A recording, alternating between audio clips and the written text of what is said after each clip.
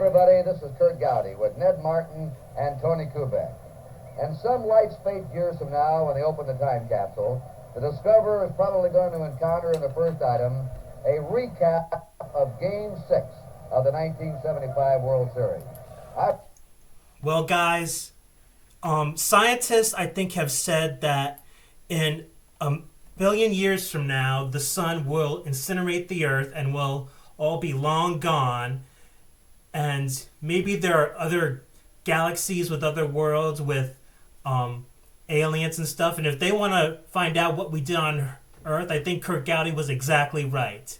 I think that this will be the first thing that they want to see. Hey, everyone. I'm Alex Estrada, and this is the Alex Estrada Podcast. The podcast where I talk about all the things that I love. Baseball, the show Big Brother, anime, professional wrestling, TV, movies, music, and all the other things that I love. This is my dad, Ed, and my mom, Lisa, is here with us. And the first podcast we did was Game 7 of the 1960 World Series between the Yankees and the Pirates. Bill Mazeroski's home run that shocked the baseball world and the Yankees and gave the Pirates a world championship. The next podcast we did was Game 4 of the 1969 World Series between the Orioles and the Mets. A shocking and exciting upset win by the underdog Miracle Mets over the heavily favored Orioles. Those two were David and Goliath matchups. This was a Clash of the Titans, Game 6 of the 1975 World Series. This was declared by MLB Network as the greatest game from 1961 to 2010. It was considered by many people to be the greatest World Series ever played. 5 of the 7 games were decided by 1 run. Controversies, lead changes, comebacks, and of course, Hall of Famers and great players.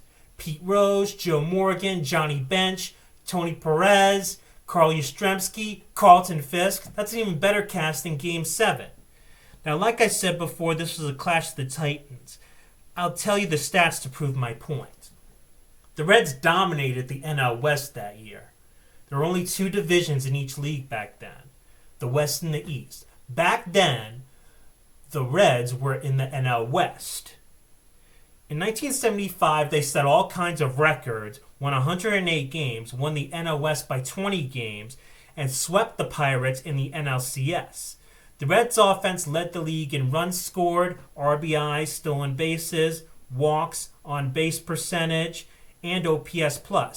As for the Red Sox, they won 95 games, won the AL East by 4.5 games, and swept the 3-time defending champion Oakland A's in the ALCS, and led the league in runs scored, hits, doubles, RBIs, batting average, on-base percentage, slugging percentage, OPS, OPS+, and total bases. Now, both teams led their league in runs scored, RBIs, on base percentage, and OPS+, and both swept the LCS. If that isn't a Clash of the Titans, I don't know what is. I mean, while the Red Sox were looking to win their first world championship since 1918 and end the curse of the Bambino, the Reds were looking to prove once and for all that they were indeed the Big Red Machine. They had been arguably the best NL team of the 1970s, but had yet to prove it. And this was probably their last chance to actually do so. They lost to the Orioles in 1970. They lost to the A's in 72. They lost the NLCS to the Mets in 73. And here they are in 1975. They're favored to win this one and would be by far their biggest disappointment if they don't. If they don't win, it's just not going to be the Big Red Machine anymore. Now let's take a look at how we got to Game 6.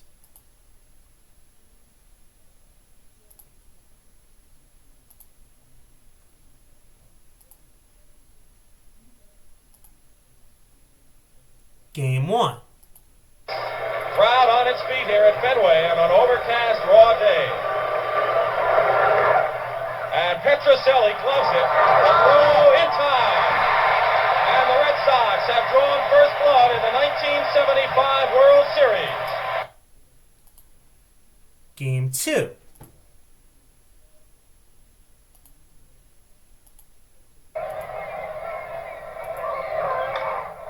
Well hit to left center. It's in there. A run will score. It goes to the wall. Picked up by Lynn. Double. And it's Reds 3, Red Sox 2.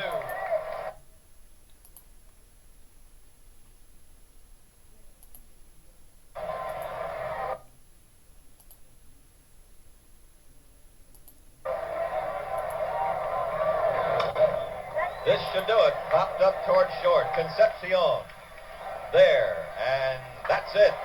As the Reds take it in the second game of the series. 3 up and...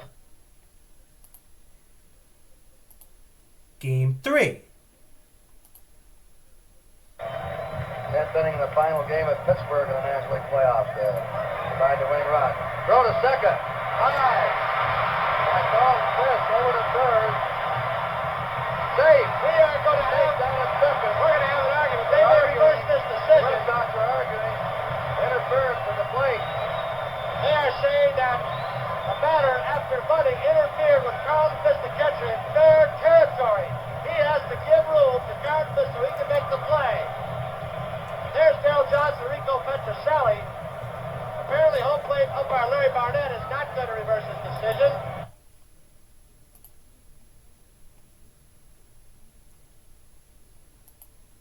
Morgan. Morgan wins the ball game. That's it. They get credit for only one run battle in. And the Reds win it 6-5. Joe Morgan getting credit for a single and a run batted in.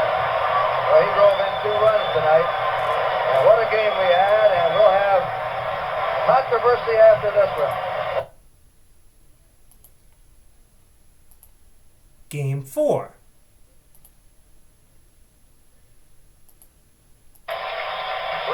The count, the payoff pitch. Fly ball hit round the center field, then racing back. He will take the catch. What a catch by Freddie Lynn. Geronimo 3/4 of the way down to third, and Fred Lynn has just turned in the defensive play of the game. I always love Louis Tiant. What was that, Lise? Mom, what did you say? Said I always love Louis Tiant. You're going to be seeing plenty of him in this one.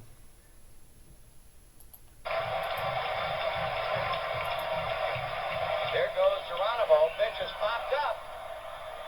And that should do it. Yastrzemski and Boston has taken the 4th game of this World Series.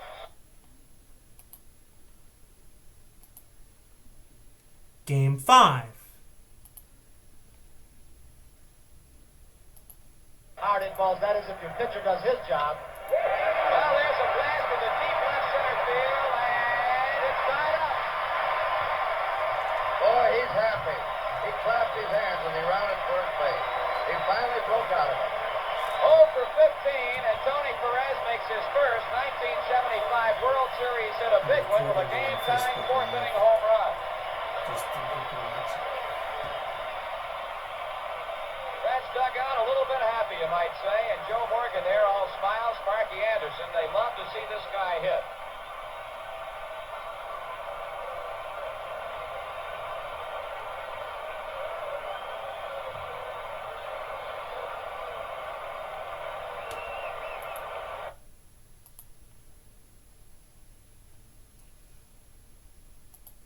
Drawn in against him. He hits a blast in the deep left center. That's gone. Way back.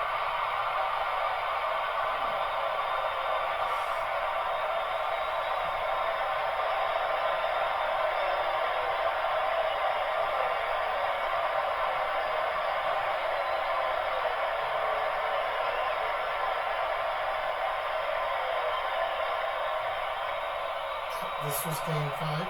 This was game 5.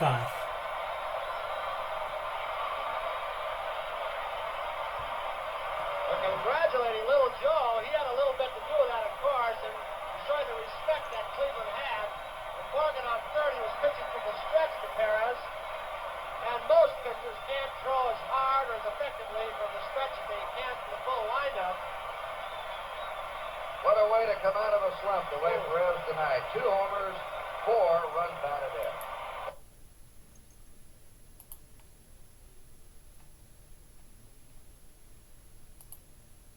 Inning. There it is.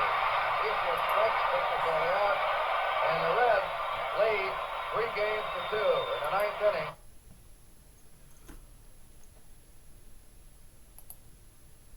Okay, now. First off, who else is here? Say hi. Well, hi. Who else is here? Hello? Uncle Greg. Hello, Uncle Greg. Hey, Uncle. Hi, Uncle Greg. So we've How just you gone. doing? We've just gone through what Kirk Gowdy said about this game, all the Reds and Red Sox stats and what they were fighting for, and I just showed games 1 through 5. Highlights of games 1 through 5. So keep going. Nice. Okay, so the Reds are now up 3 games to 2. We go back to Fenway for Game 6, but then Game 6 is rained out 3 times. Wow, I didn't know that. 3 times it got rained out. Yeah. The off day and the 3 rainouts gives Red Sox manager Darryl Johnson the opportunity to bring back Luis Tiant, who had been ridiculously effective in September, the LCS, and Games 1 and 4. By the way, when he went the distance in Game 4, you know how many pitches he threw in that game? 155. Back then, starters stayed in the game until they had nothing left. That never happens these days. But what overshadows his accomplishments, in my opinion, is his heartwarming story that year. He was Cuban, and as many people know, Cuba is a communist nation. When Cubans escaped from there, they can never go back. So when Louis left Cuba in 1961, he didn't think he would ever see his parents again. His father, Luis Tiant Sr., actually pitched in the Negro Leagues. And finally, in 1975, they were finally given permission to visit him in America. Oh, and Games 6 and 7 were supposed to be day games, but became night games because of the rainouts. These days, they're always night games, but that was a big thing back then. The World Series didn't have a night game until 1971. TV ratings for the series were through the roof, especially for Games 6 and 7. It helped pave the way for primetime sports. So let's look at the starting lineups.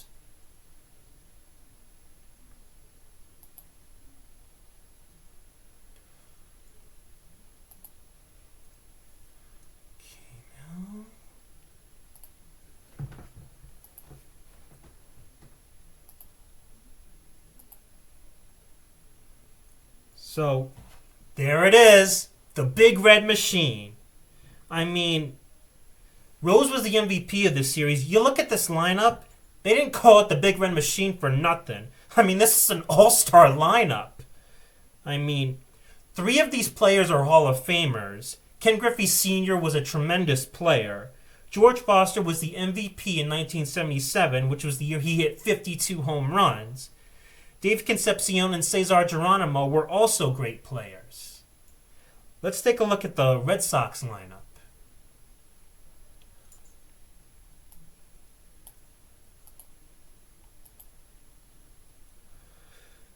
Now, Jim Rice was out for the series because he was hit on the wrist and suffered a broken hand. As a result, Cecil Cooper had to play first base while Karl Yastrzemski had to play left field where he was still very good. Cecil Cooper was never a leadoff hitter. He wound up going 1 for 19 in this series. In the World Series at this time, there was no DH, which will come into play many times. Here's the pitching matchup.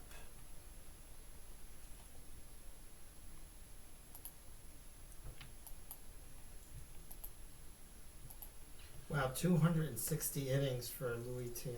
Yeah. Nolan was 15 and 9. While Tiant was 18 and 14. The 4.02 is misleading because it was in September and in the postseason where he went lights out. Nolan currently ranks 10th on the Reds' all-time list in strikeouts and 4th in whip. On the Red Sox all-time list, Tiant currently ranks 5th in wins, 4th in innings pitched, 7th in strikeouts, 6th in complete games, and 4th in shutouts. Now, listen to what Pete Rose and Carlton Fisk had to say about playing in this game.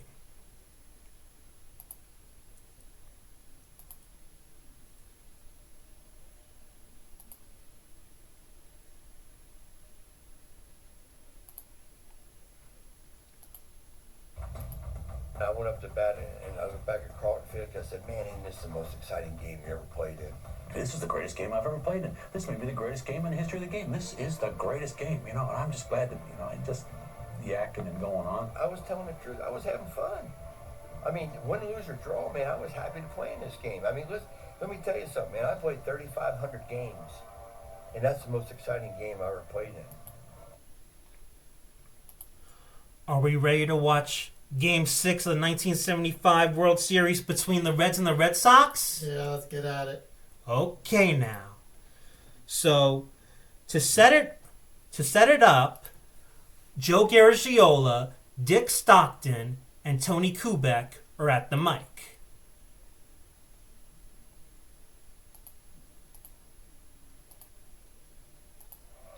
There is Louis Tiant's dad, who came over to watch his son pitch. I got a letter saying down in Cuba he pitched against Carl Hubble and beat him a 1-0 ball game. They were calling him the Carl Hubble of Cuba. Look at that cigarette hanging from his mouth. He's ready.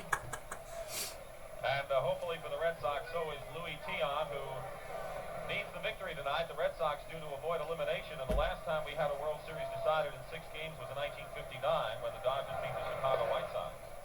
Joe, do you get the feeling I did in talking to the Cincinnati hitters? They have not been impressed by Tiant's fastball. Pete Rose was quoted as saying about Luis Tiant, "He's doing it with mirrors. Just give me another shot at this guy." Johnny Bench said that he would have faced Louis every day and never felt uncomfortable that he kept getting guys out. Now, I'm sorry, but to talk about Pete Rose, I've got to pause this. Pete Rose, I could talk about him all day, every day. He made his name with the Reds and the Phillies, but mostly the Reds. The all-time hit king on the Reds' all-time list, he's the leader in runs scored, hits, of course, total bases, doubles, singles, runs created, extra base hits, games played, and at-bats. Also on the Reds list, he ranks 10th in batting average, 9th in on-base percentage, 4th in triples, and 5th in RBIs. Rookie of the Year in 1963, MVP in 1973, 3 batting crowns, 2 of them back-to-back, led the league in runs scored 4 times, hit 7 times, and doubles 5 times. This was the season where Sparky Anderson had him switch positions when George Foster came along. So this was the season where Pete Rose moved from left field to third base. All right, Joe and Tony. Pete Rose stepping in. He said Tiant was tougher in Game 4 and takes the first pitch for a strike on the outside corner. Rose has 6 hits and 18 times up. Has a double and This a is the triple. top of the first? And Yes. has driven in a run. And there's a line drive out to left field. Yastrzemski makes the one-handed catch. Yaz isn't playing much left field anymore these days, but he still knows how to play left field. Fred Lynn said he made some very good plays in the LCS against the A's as well. Good condition. There might be a soft spot here and there. Keep in mind if they can play shallow here in Fenway. So you and just nobody mentioned plays that left field better they than beat the Yastrzemski here A's at Fenway Park. in the ALCS, and that broke Oakland's streak, right? Because they had won 3 straight World Series up to that point. That's correct. Would like to get some runs early against Tiant to just take an edge off of the big enthusiasm that the fans have for him here. Here's Ken Griffey Sr. Everyone knows about his son, but Sr. was a great player too. A 3-time All-Star and hit over 305 seasons for the Reds. A key part in setting up the Big Red Machine. Great speed, great defensively, drew walks, and he could hit for power. And that's how Yastrzemski sees Ken Griffey with the count 1-1. Again, he goes outside and misses 2-1 to Griffey. Tiant trying to become One of the few pitchers in World Series history to win 3 series games. Last one, Mickey Lolich for the Tigers in 1968.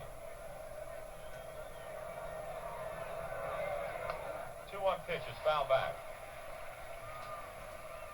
And Tony almost made a nice catch. So this is Alex's Joe, I thought you made a third good point a while ago when you talked podcast. about Tion not pitching the same So way the we ball keep getting gets better and the last better time with you each see him. He reminds me in this podcast. regard a lot like Juan Marichal. One of the things we're going to work on is making sure that he's showing action, like when teams are scoring and stuff like that. That's right. To make the podcast a little quicker. If there's any spot that he owns that low outside corner on both hitters. He's been pitching Griffey outside. He's behind or even now. 2 balls and 2 strikes. Oh, we got someone else. The on-deck hitter is Joe Morgan. At a breaking Hey, ball, Alex. foul past the first Who's base there? of Uncle George Rich. Sugar, so the count will remain 2-2. This is Tio Rich. There's Joe Morgan, Hi. who has walked We're- 4 times we're- and has a stolen base. You just missed one hitter. That's all. Well, we are watching Listed as 34 Hazel, years so old. I'll be mostly listening, but I'm here. Okay, that's okay. Sachs Davidson. And don't forget to thank your aunt and Ball to the uncle ball, for the and we have a backdrop that 3-2 you count. have for your podcast. Oh yeah, thank you very much for it. I love it. It's great. It looks really awesome. It's very cool. Yeah. They play Griffey straight away. And the payoff pitch. Looks really awesome. And it's inside ball 4. So Ken Griffey draws a walk. So Ken Griffey, better known as the father of Ken Griffey Jr. Yeah. Ken Griffey Sr. And we'll bring up Joe Morgan. Morgan has 4 hits, 17 times up in the series. And 2 of the 4 hits against Louis Tion. He has driven in 2 runs. Here's Joe Morgan, made his name with the Astros, but mostly the Reds. Won the first of his consecutive MVPs in '75. His 1975 season, 327 batting average, 17 homers, 94 RBIs, 107 runs scored, 67 steals, led the league in walks with 132, also led the league in on-base percentage, 466, led the league in OPS, 974, 508 slugging percentage, and led the league in OPS plus, 169. As for his career, he led the league in walks and on-base percentage 4 times, 10-time All-Star, and 5-time Gold Glove winner. He's also the Reds' all-time leader in on-base percentage, 5th in OPS, 6th in walks, 2nd in steals, and 10th in runs created. Now, throughout the season, he didn't want Griffey running because it was always a distraction to him. You could always see it out of the corner of his eye.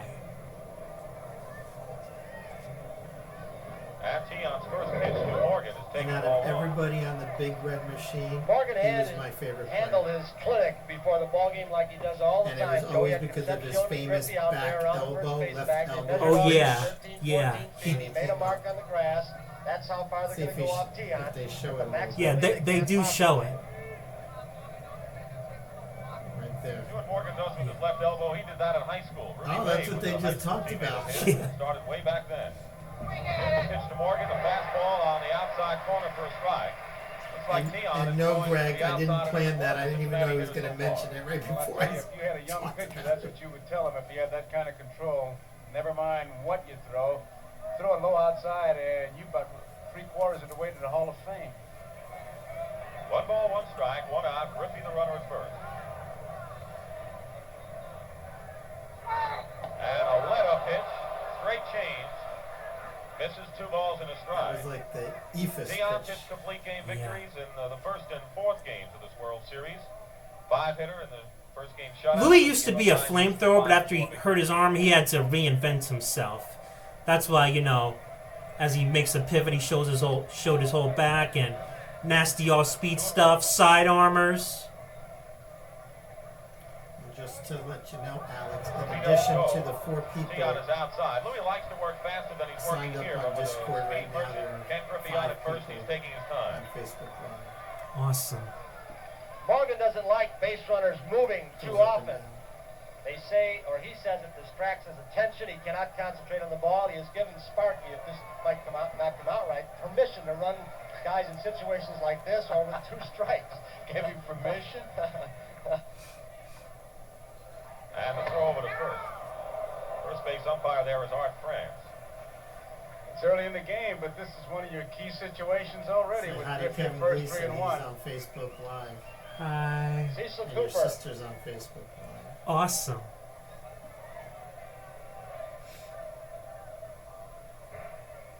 3 balls, 1 strike to Joe Morgan. And he pops it up. It's playable. Carlton Fisk behind the plate. And Pudge makes the count. Tough play. Looked like that wind took it the last minute, caused Fisk some problems. Kevin just said Joe But Morgan Morgan is out flapping to those down. wings. That's a tough Yeah. play. That ball got above the stands here. Now Fisk finds it, and with all the confidence, goes after it. But watch it start to drift back, and he just dances right with it. Doing Tian good. Very right proud there. of I tell you, that's a tough this play. young man for putting all this He made a together. This good is his play on that backdrop. And Johnny Bench. Here's Johnny Bench, one of the greatest catchers ever. Third on the list behind Carlton Fisk and Mike Piazza in all-time home runs by a catcher. Two-time MVP, Rookie of the Year in 1968, led the league in home runs twice, led the league in RBIs 3 times, Gold Glove winner 10 years in a row, and All-Star 13 years in a row, 14 times overall. He's also the Reds' all-time leader in home runs and RBIs, 8th in singles, 6th in hits, 5th in walks, doubles, at-bats, and runs scored, 4th in games played and runs created, and 3rd in extra base hits and total bases. He didn't have a very good offensive series, 6 for 29, that's a 207 average. He was very disappointed about that. Part of the reason he struggled, he said, was because in April he got run over at home plate. He had a damaged AC joint. He had 6 cortisone shots every 3 weeks. He said the cartilage was so painful that he couldn't sleep at night, and whenever he tried to move his arms and his hands back, it felt just like someone sticking a needle in him. And so Kevin, just like Uncle Doug, Kevin Gleason grew up as a Reds fan. And I thought that was the case. I remember hearing about that too. And he says that you're doing an amazing job with the history of the game. Yeah, thank you. Hey, Alex, is Carlton Fisk a Hall of Famer too? Yes, he is. So you got two future Hall of Famers in this game. Like catcher. Yeah. I wonder how many times that's happened. I remember that name, that home plate umpire, Satch Davidson. You remember that, Greg? His family, his wife and daughter, and the FBI have been giving him protection. Extra pressure. They just mentioned Larry Barnett, with the obstruction call in Game 3, how he got death threats, people threatening his wife and kids, how the FBI had to protect him. And cousin Sandra's on. She says super Alex. And Ed Diller says awesome job. Awesome. Swings and misses. A good fastball by Nolan, 0-2. Nolan noted for his excellent control, slow curveball, sneaky fastball. And Joe, I've got to wonder this. With the wind blowing out, the wall in left field in Fenway, one of his, Kevin says his friends when he was growing up, because he liked the big red machines, said that he was just a There is front the runner. changeup, and it's hit out to center fielder Cesar Geronimo, who is there making the catch Cesar around the Geronimo. I think the thing he has to worry about, Tony, is developing a... As I mentioned earlier, Cooper was never a leadoff hitter. He was a power hitter. Of course, he would eventually make his name with the Brewers. The problem was the Red Sox didn't have many options for the leadoff spot. The only other option, really, was Juan Benitez. This is how not having a DH in the World Series really hurt Cooper and the Red Sox, because Cooper was the DH most of the year. In the first inning in Game 5 in Cincinnati, swings and fouls off the first We pitch. forget that the American League was always at a disadvantage whenever the games were at a National League. So, but in the American League park, they played with the DH, correct? Correct, but not in this game, not in this World Series. They don't use the DH in the World Series yet. At all. Correct. Okay. Nolan is another one of these pitchers who seems to look to the ground. Now here's Denny Doyle, who was traded to the Red Sox in June. In his 89 games with the Red Sox that year, he hit .310 and had a 22-game hit streak. Bounding ball, fumbled by Perez. Gets it over just Also, in as time. shocking as this is, he was the only player in the series to hit safely in all 7 games. By authority of Major League Baseball. As we take another look at that play. Tony Perez are trying to get back in the groove after 3 days off. A little bit shaky, but he recovers nicely enough. And Nolan, of course, over in time to make the play on Doyle. Any publication, rebroadcast, retransmission, or other use of the pictures, descriptions, and accounts of So this was the first time the Red Sox were back in the World Series since '67, right? That's correct. Here he is, Carl Yastrzemski, triple crown in '67, 7-time Gold Glove winner, All-Star 15 years in a row, 18 times overall, 3 batting crowns, led the league in doubles and runs scored 3 times, led the league in OPS plus 4 times, slugging percentage 3 times, on base percentage 5 times, and on the Red Sox all-time list he ranks 4th in stolen bases, 3rd in home runs, 2nd in walks and runs created, and the Red Sox all-time leader in games played, at-bats, runs scored, hits, total bases, doubles, RBIs, singles, and extra base hits. The signs of the third base coaching lines. However, Yastrzemski led the Red Sox in walks this year and has drawn 4 bases on balls in the series. Darryl Johnson turns him loose 3-0. Taking all the way, and it's strike. 3-1. That's about the first time the whole series where he hasn't. Well, he likes to see him hit here, and you can see why. You saw Carlton Fisk waiting in the on-deck circle. 3 balls and 1 strike to Yastrzemski. Oh, and a base hit. Dean is on. Solid single to right field. Awesome. He said that Jim Rice broke his hand in late September that year, which was a big blow to the Red Sox chances, and it forced Yaz to go to left field, so that's why Yaz ended up in left. Yeah, I could have sworn I mentioned that earlier. Oh, you did? Okay. You probably did. I'm getting schooled by my son. Here's Carlton Fisk. As most people know, as baseball historians know, he's clearly the hero of this game. Now, let's take a look at his accomplishments. Second behind Mike Piazza in all-time home runs by a catcher, he made his name with the Red Sox and the White Sox. Rookie of the Year in '72, 3 Silver Sluggers, and 11-time All-Star.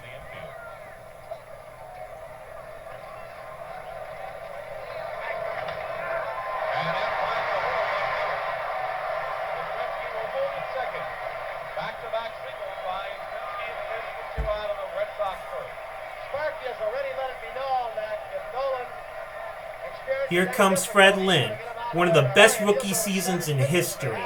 So many great catches that year, 331 batting average, 21 homers, 105 RBIs, led the league in doubles, runs scored, slugging percentage, and OPS. And on June 18th, he hit 3 home runs in a game. He would also eventually make his name with the Angels as well. An All-Star 9 years in a row, 3 Gold Gloves in a row, 4 overall, and a batting crown in 1979. On the Red Sox all-time list, he currently ranks 8th in slugging percentage and 7th in OPS. He was probably one of the best defensive center fielders I've ever seen. He's had time to go under the stands in center field, take a lot of extra hitting practice, try and get back in the groove. Yastrzemski's in second, Fisk in first, 2 down. The funny thing is, he doesn't, his body type doesn't look like he would be a great defensive player. And the Red Sox strike first.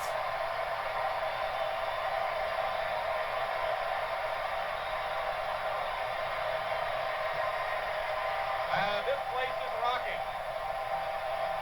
So Alex, you may or may not know this, but my baseball glove growing up as a kid was a Freddie Lynn glove signed by Fred Lynn. Wow. He had that for years, Greg. I remember that glove. I did. I might still have it actually, to be honest with you, somewhere. Because he was lefty, remember? Yep. Well, yeah. I'm lefty too. So. And my brother's lefty too. I remember that glove like it was yesterday. Is this the first World Series that Alex, you really I remember the '67? Did he hit a grand slam in an All-Star game? I'm sorry?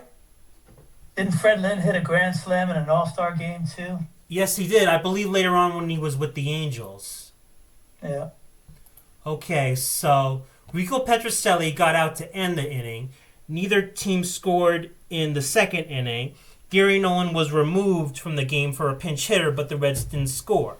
So we go to the bottom of the third, and the Reds' new pitcher is southpaw Fred Norman. The new Cincinnati pitcher is 5'8" Fred Norman, 33 years old, native of San Antonio, Texas. Wait, hold on, Alex. What inning inning is this? Bottom of the third. And what's the score? 3-0 Red Sox. Wow. Became a bullpen game for Cincinnati, huh? That's how Sparky was, Captain Hook. Gotcha. He is one Awesome. of the pitchers who was disgruntled, as you guys mentioned earlier in the telecast, because he was passed over one ball game up here in Fenway. Tony, we've had more disgruntled pitchers than pitchers in the series, it seems. I'd say, but you've seen some statements. Billingham had one. Bill Lee, of course, has been dominating the papers here. He just thinks that he should be pitching regardless. I have a great respect for a lot of the writers in the country who are, all the big ones are here, and they have really had their work cut out from 3 off days. That's when the players say things, sometimes just to say them to put the writers on and put the media people on. The writers write it, sometimes they have to retract it, but they really worked around here the last 3 days with their off-day stories. My favorite line is the one. So, is it correct to assume that Sparky was the first bullpen game manager? I would have to say that. But remember, in Game 7 in 1960, Casey Stengel did a bullpen game. I don't recall, but I'm sure you'll let us know, Mr. Baseball Historian. Yeah, Uncle Greg was there, so I think he would confirm that. Wait, where was I? What, in the first podcast, remember when we did Game 7 of 1960? Oh, yes, I can confirm. Thanks for the reminder. That's on the corner. 1-1. I have a lot of respect for Darrell Johnson. I think he has handled himself extremely well, not only this season, but during the World Series. May not be as colorful as Sparky Anderson in giving the answers that the writers may want, but he is logical, he's to the point, and he is honest. Yes, that's it. And a pop-up. Shortstop Concepcion is going back. He'll call for it. And Cooper is retired. 1 out of the 3rd inning. Darrell Johnson. Sometimes they put a rap on a manager because he doesn't come up with the glib, the funny little quotes and all that. You might have seen on the front of Darrell Johnson's jacket, there's a microphone tape that will be used for the World Series film. There you see it, the little piece of gray tape. You ever been in when you edit that film? No. You know what happens? Ball players run up, they stand right in front there and holler all kinds of little goodies into there, and then Darrell's busy saying, that wasn't me, that wasn't me. Wonder if they still wear those microphones during the World Series for the highlight films. And a breaking ball outside. If you don't know it by now, the Red Sox acquired Doyle from the California Angels in June. And he just moved right into that second base position. Fastball, he misses outside 2-0. No question Norman is trying to keep the ball away from the left-handed batters. We're in the 3rd inning. 3-0, Boston leading. That nicks the corner, 2-1. Pete Rose down on 3rd base showing a lot of respect for Doyle's bat control. He's playing up on the grass in front of the bag. Is Doyle an excellent butter?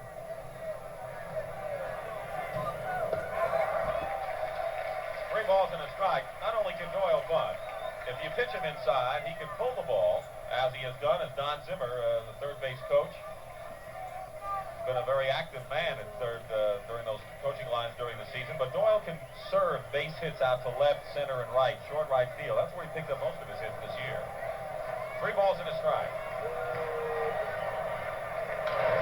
And there's a base hit down the right field line into the corner, and the ball gets away a bit from Griffey. Doyle will hold it second for the double. Denny Doyle, with his first double of the series, has a triple already, and now he has 7 hits. A 1-out double by Denny Doyle. Watching Johnny Bench on right before Norman made the pitch, he was trying to get Perez to move back a little bit. I doubt if Perez would have been able to make the play, but Bench was going with the pitch. It would almost force Doyle to hit that way. So Doyle now has hit safely in all 6 series games. He also has an 8-game hitting streak. That's consistency for you. Here's the Carl Yastrzemski. 2-out single started the big 3-run rally for the Red Sox in inning number 1.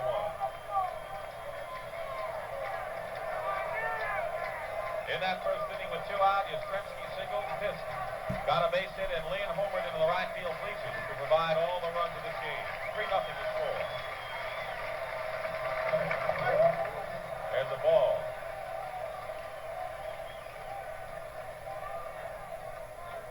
Sox have 4 hits. And that's the first hit off Fred Norman.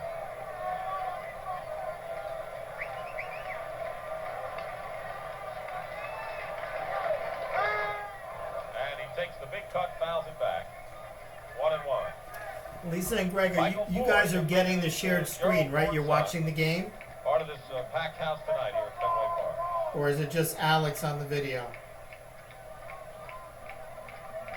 Well, it gives you options to do one or the other. Okay, I'm gotcha. doing both, and I'm doing both. Started way back with the Kansas City Athletics organization. So yes, it's Alex in one little window, and then mostly it's the streaming game.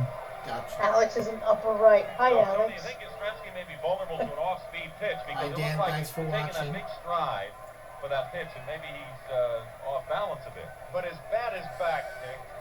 Musial was that way. It might be strident, but the bat Alex, was this back is and the he bottom of the drilled it to third still? opposite field. That's And correct. it's 3-0 Red Sox? in this That's game? correct. 1 ball, 2 strikes to Yastrzemski, 1 out. Doyle, the runner, at second. And he pops it up to the right side. Joe Morgan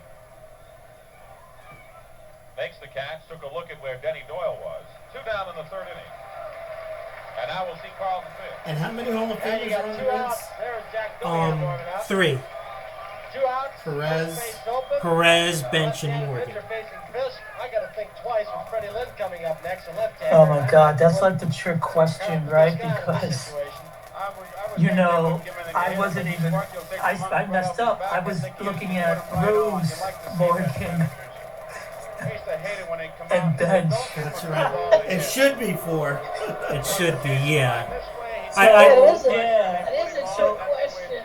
I knew you guys would say that. When you see the lineup, you're like, oh, Pete Rose, Hall of Fame. Several bases, and Fred Lynn will be coming up, and despite the fact he did hit the 3-run homer in That the is first too inning, funny. and wasn't And you know, getting before right Alex, in, when you said there's only now he's 3, you facing a didn't name them. left-hander.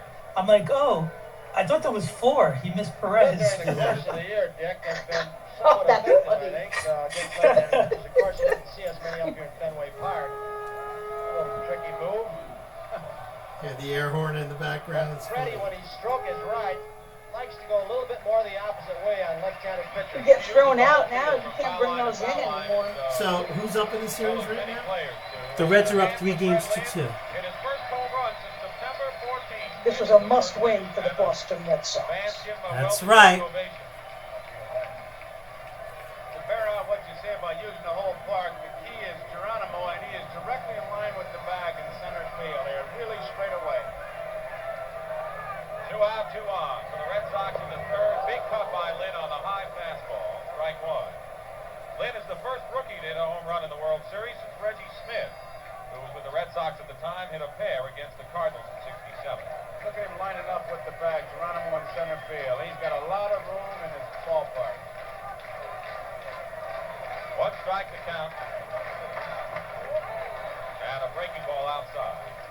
Carlton Fisk is getting off first base. There's Doyle on second, but Fisk Did is getting Bench off a long way, and he play was every looking inning of Joe at every Bench's game? signs. I believe so. With that quick throwing arm, you might see Tony Perez sneak up behind him.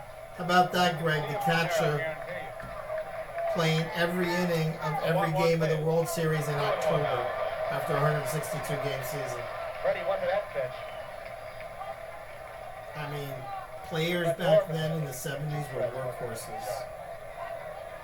Mark Anderson, as you mentioned, Tony, will use just I believe I've heard people say that they're not workhorses anymore because, you know, they're not workhorses in the off season.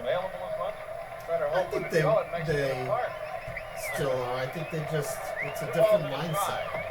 He holds up and takes a call Players strike. value their bodies If it now goes to the 7th game, for that is if Boston a lot of wins, monetary they're going to use everybody purposes. again tomorrow if they have to. They got all winter long to rest. Back then. He'd be more prone to do it Players tonight, played though. for the He'll go game, a so whole lot you longer know. with Gullet, who was his ace. I wonder 2 what. balls, 2 strikes. 2 men out. Last of the 3rd Hey inning. Lisa, Google how much Johnny Bench made in 1975 as a salary. And let us know. now on Fred Lynn and the on-deck hitter, Rico Petrocelli. Well, actually, you can Google it, Alice, if you want it. Yeah. Johnny Bench salary, There's Tony 1975. Perez. Okay. I bet you it Fisk is wasn't running. He's much. been peering down at the signs. See everybody moving in the 200,000. infield. How much? The runners will be going on 200,000. $200,000. go. The payoff hit, ball 4. Greg makes more than that now. Well, that'll load him up. And now it's Sparky goes with the percentages. He may be out there and bring in Jack Bellingham. Matt. There he comes. Well, he's got to think of a couple things, I believe, Tony. Number one, and Petroselli, especially with men on Sparky base, was is a something. first ball hitter. Okay, so Sparky Anderson, aka Captain Hook, is gonna do one of the things that he loved to do best: go to his bullpen. His Captain Hook instincts resulted in 3 things. 1, starting pitchers not liking him. 2, the Reds were last in the National League in complete games. And 3, the Reds bullpen leading the league in wins and saves. With the bases loaded, he's going to Jack Bellingham, who's normally a starter. His pitching in the World Series in 72, 75, and 76 was phenomenal. With an ERA of 0.36 in those series, he was almost unhittable. Over for this starting assignment. Billingham pitched well his second game up here for Cincinnati. He's the kind of pitcher, when he's right, he's very effective in this kind of ballpark with that sidearm curve, slider, and low sinker ball. Well, he's pitched well in World Series play. This is a long inning. I know. Here's Rico Petroselli, 2-time All-Star on the Red Sox all-time list. He currently ranks 10th in walks and 9th in games played in RBIs.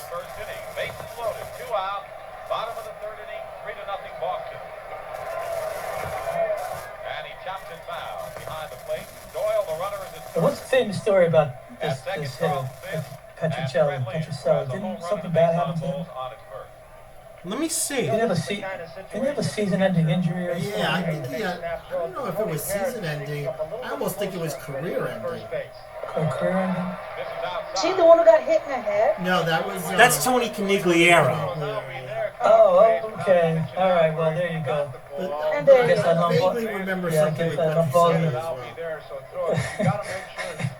All the ethnic players in the same boat.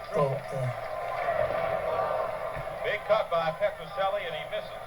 A ball and 2 strikes. There's Dwight Evans in the on-deck circle, who hopes he has a chance. Petroselli was on deck when Tony got hit. Oh, when Conigliaro got hit? Yeah. Oh, wow. Oh, really? Yeah. Interesting.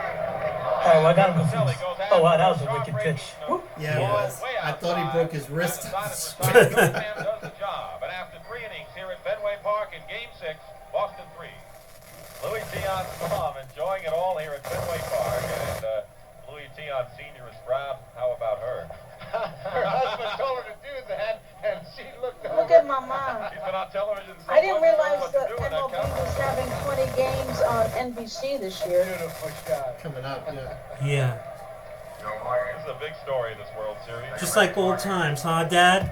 4th inning, Joe Morgan will lead off. He fouled out to Carlton Fisk in the 1st inning. Let's see the wing flap, Joe. 4 hits, no errors. The Reds, no runs, a hit, and no errors. There it is. There's ball 1 to Morgan. With 2 out in the 3rd inning, Rose got the first Cincinnati hit, a line drive to center field.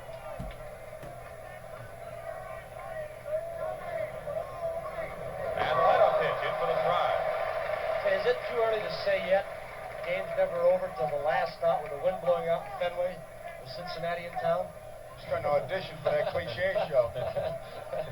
So who are the announcers? Alex, did Tony they? Kubek and who? Sorry, Alex, was Curveball. there a name for that pitch that he keeps on throwing?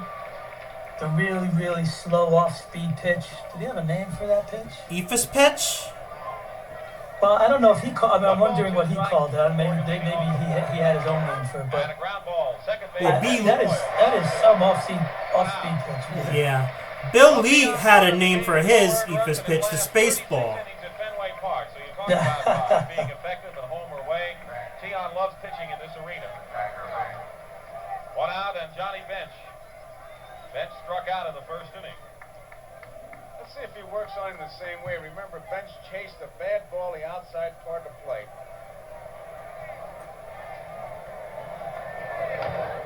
Fouls it off. We talked about his deliveries. That was a curveball from the side. Let's keep track on Bench what he does. But the location. Did Joe Morgan play his whole career with Cincinnati? No, I believe he started and ended with the Astros. Oh, no, he didn't end with the Astros. He ended with the Phillies. Joe Morgan ended with the Phillies? Yeah, when they won the I thought pennant he in had a 83. short stint with the Giants, too. Oh, yeah, he did. He did in between, I remember that. Yeah, when he hit that home run against the Dodgers that ended their season in 82. And did Tion end his career with the Yankees? Is that right? Or what? He pitched for quite a few teams. Red Sox, Indians.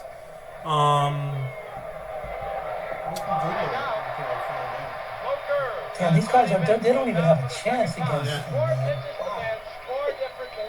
Johnny, Bench was already walking out of the box. With the ball even crossed the plate. Oh my God! Okay, here it is. Unbelievable. Here comes Tony. Indians, Twins, Red Sox, Yankees, Pirates, and Angels. There it was again. Just daring people to hit that pitch. He was nasty. Tony Perez has 2 hits in the series, both home runs. And he's not a Hall of Famer. I'm sure you wouldn't. Right, Alex? He's not a Hall of Famer? That's correct. How many games? Now, I know you probably went over his stats, but how many career victories does he have? How many wins? No way. 229. That's pretty good. Nowadays, 229 is pretty good.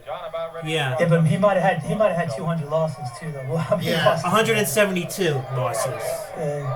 Yeah, close enough. Remember, he percentage played. wasn't all that high. He played for probably when he played with the Indians and the Twins. They weren't probably that good of teams. And what was his ERA? Career ERA? 330. That's pretty amazing. So, is he? I don't even know. Is he considered in his prime during this game here? Like, how old is he?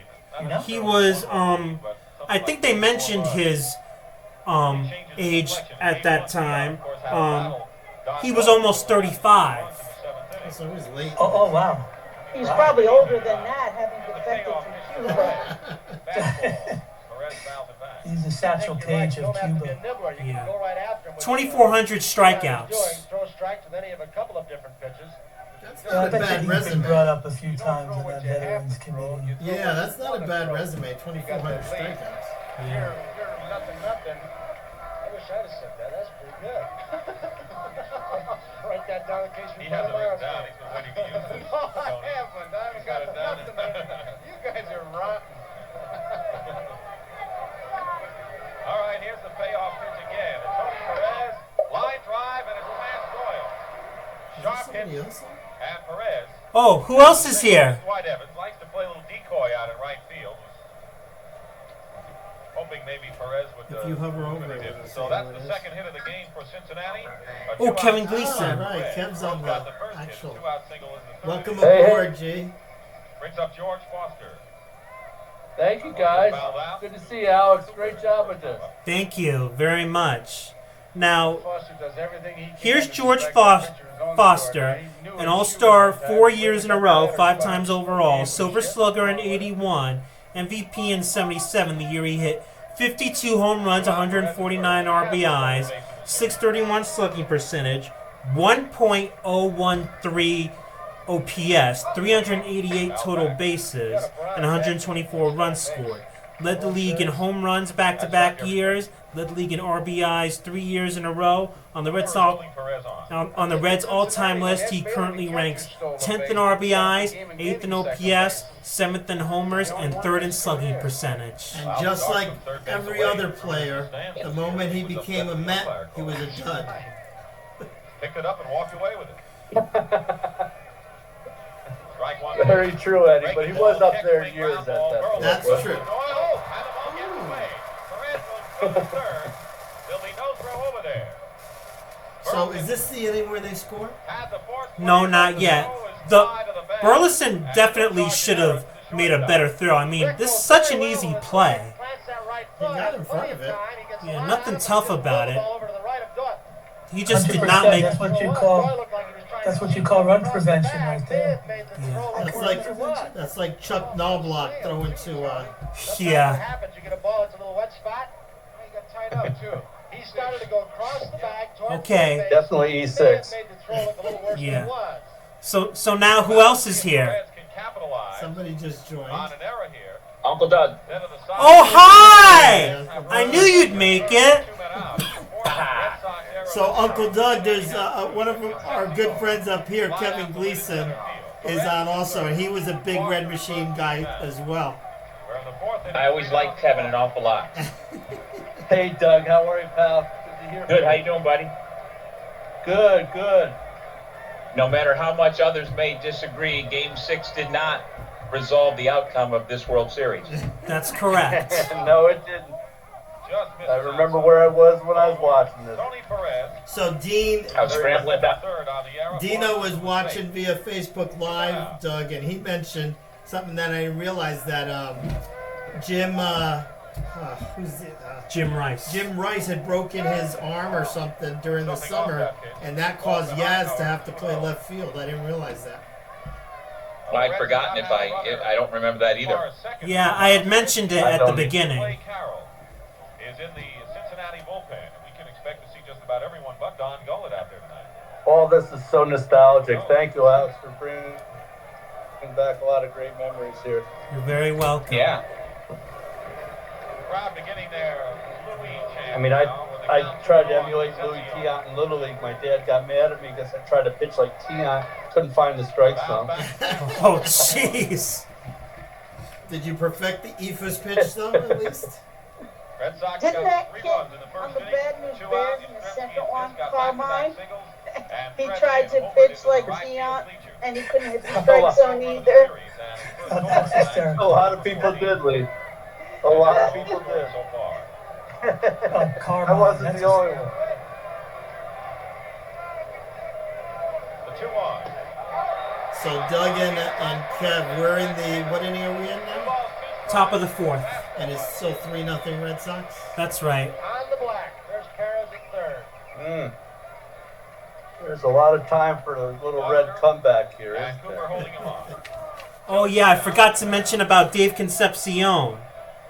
Now, Dave Concepcion was an all-star 8 years in a row, 9 times overall, 4 gold gloves in a row, 5 overall, back-to-back Silver Sluggers on the Reds' all-time list. He currently ranks 9th in extra base hits, 8th in walks and RBIs, 7th in runs scored, 6th in total bases and stolen bases, 4th in doubles, 3rd in hits, and 2nd in games played, at-bats, and singles. Good stuff. Great glove. Didn't they used to call him Davey?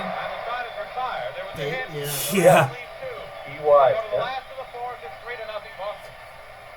Sure did. I think Bud Harrelson and Felix Millan were better. I'm just trying to fit in with this group. Dwight Evans. Here's Dwight Evans. Led the league in home runs in 1981. The Mets look right now. I'll take him in a heartbeat. Right? Oh, Titi Amy's here. 5. So go ahead, tell us about Dwight Evans, Alex.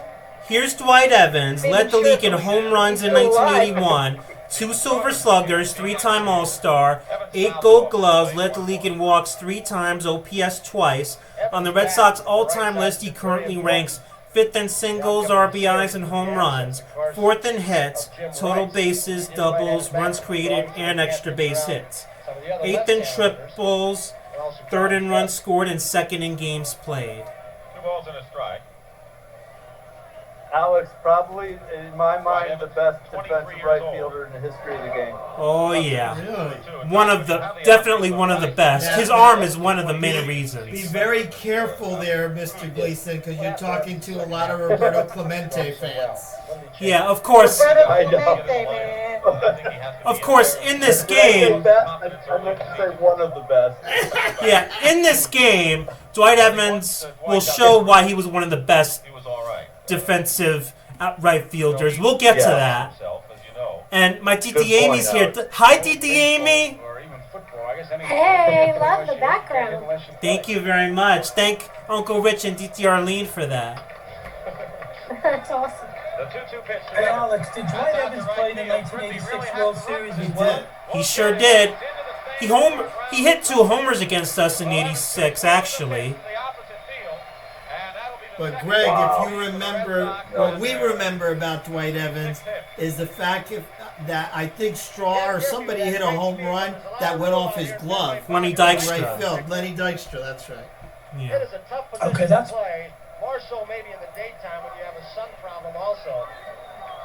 Dykstra, who just got pulled over near my house about a week ago. He's a freaking menace. Was he? He now lives in Scranton, which is way too close to me.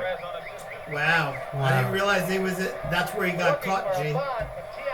Here's Go Rick ahead. Here's Rick Burleson, 4th in the Rookie of the Year voting in 1974. With the Red Sox, he won a Gold Glove and made the All-Star team 3 years in a row. Look at how many openings there are when that shortstop and second baseman start cheating. Rose comes in, Tony Perez comes in. Remember his nickname, right? Rick Burleson? Yes, sir. I didn't realize he had a nickname. What is it? Well, wasn't he the Rooster? Oh yeah, the Rooster. Why'd they call him that? I forget. I think he had a little bit of a look to him. Yeah, I think Freddie Lynn once mentioned that on MLB's 20 Greatest Games. You know, strutting in there, you know. He did it one time in this series, Joe. Hey, Alex, so It was the strut. if Rick Burleson was a 3-time All-Star? Yes. Oh my God, that would earn him a $30 million a year contract. Wow. At least. You know what Louis going to be up there doing? Hey, Doug, are you already in Florida for the Florida State game? I am. I just got here. I'm grabbing a bite to eat, sitting outside. Cool. Cincinnati does not have the trick play. Hey, I feel like I should call you Tia. You should. That's Titi. Who's the third base coach? Don Zimmer. Hey, Greg, look at Greg. That's Don Zimmer Sure is. as the third base coach. He'll come into play later on. Really? Yeah. He always seems to come into play, usually on his back. Are you talking about that thing with Pedro Martinez? Back in '75, what were these key star players? What were they making back then? Well, we talked about the fact Does anybody know? Johnny Bench made $200,000 in '75. Wow. And how do you think somebody like Johnny Bench compares to a player today? Well, Johnny Bench is arguably the best catcher in the best all-round catcher in the history of the game. Yeah. That's my point. He got inflated, people. Yeah. Do you see Jerry Grody was better. defensively? Perez charged so hard on that bunt that it went right over his head. Wow. Listen, Jerry Grody had a gun. Yeah, he did. He couldn't hit for shit, but he had a gun. See where you started, Doug? Hey, this is a family podcast. Hey, Alex, He question couldn't for hit you. the poo-poo. Alex, a question for you. There was a clip just now. The camera caught Pete Rose at third base, right? Trying to see where he was positioned for the bunt, I guess. Yeah. How many positions did he play in this series? Do you know? Because he played all over the field, didn't he? Well, as I mentioned earlier, this was the year where Sparky moved him from left field to third base when George Foster came along. Gotcha. So he mainly played third base then. Thank you, sir. Yeah. And Alex, when you teased about Don Zimmer coming up, you're talking about the go, go, go, no, no, no, right? Yes, we'll get to that. Okay.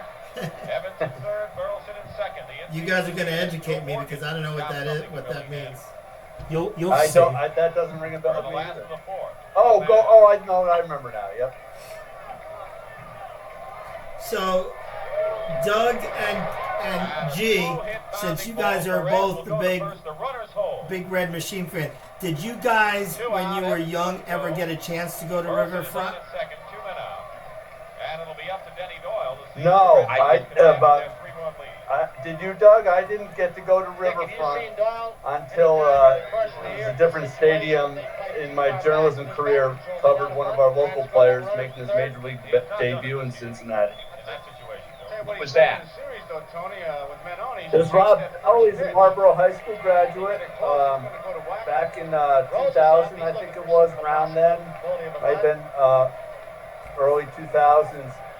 It's a kid who finally made it to the bigs and made his debut, so they flew me to Cincy, and he struck out Sammy Sosa in the fifth inning to clinch the win for him. He got his win in his major league debut. Nice. Yeah, it was a good trip. You know, I was lucky as a kid. My parents were able to get me to Riverfront more than once, and also saw the big red machine at the Astrodome when we were driving around the country. We ran into them in Houston as well. Oh, wow.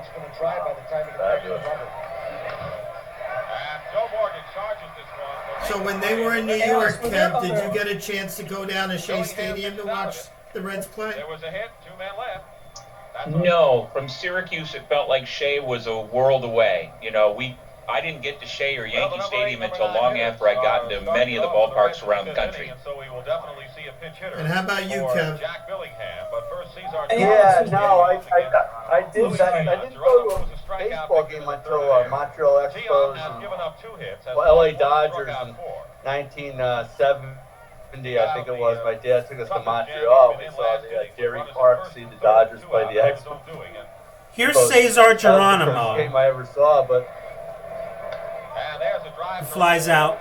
One of the best defensive center fielders, 4 Gold Gloves in a row. He had 4 Gold Gloves in a row? Yeah.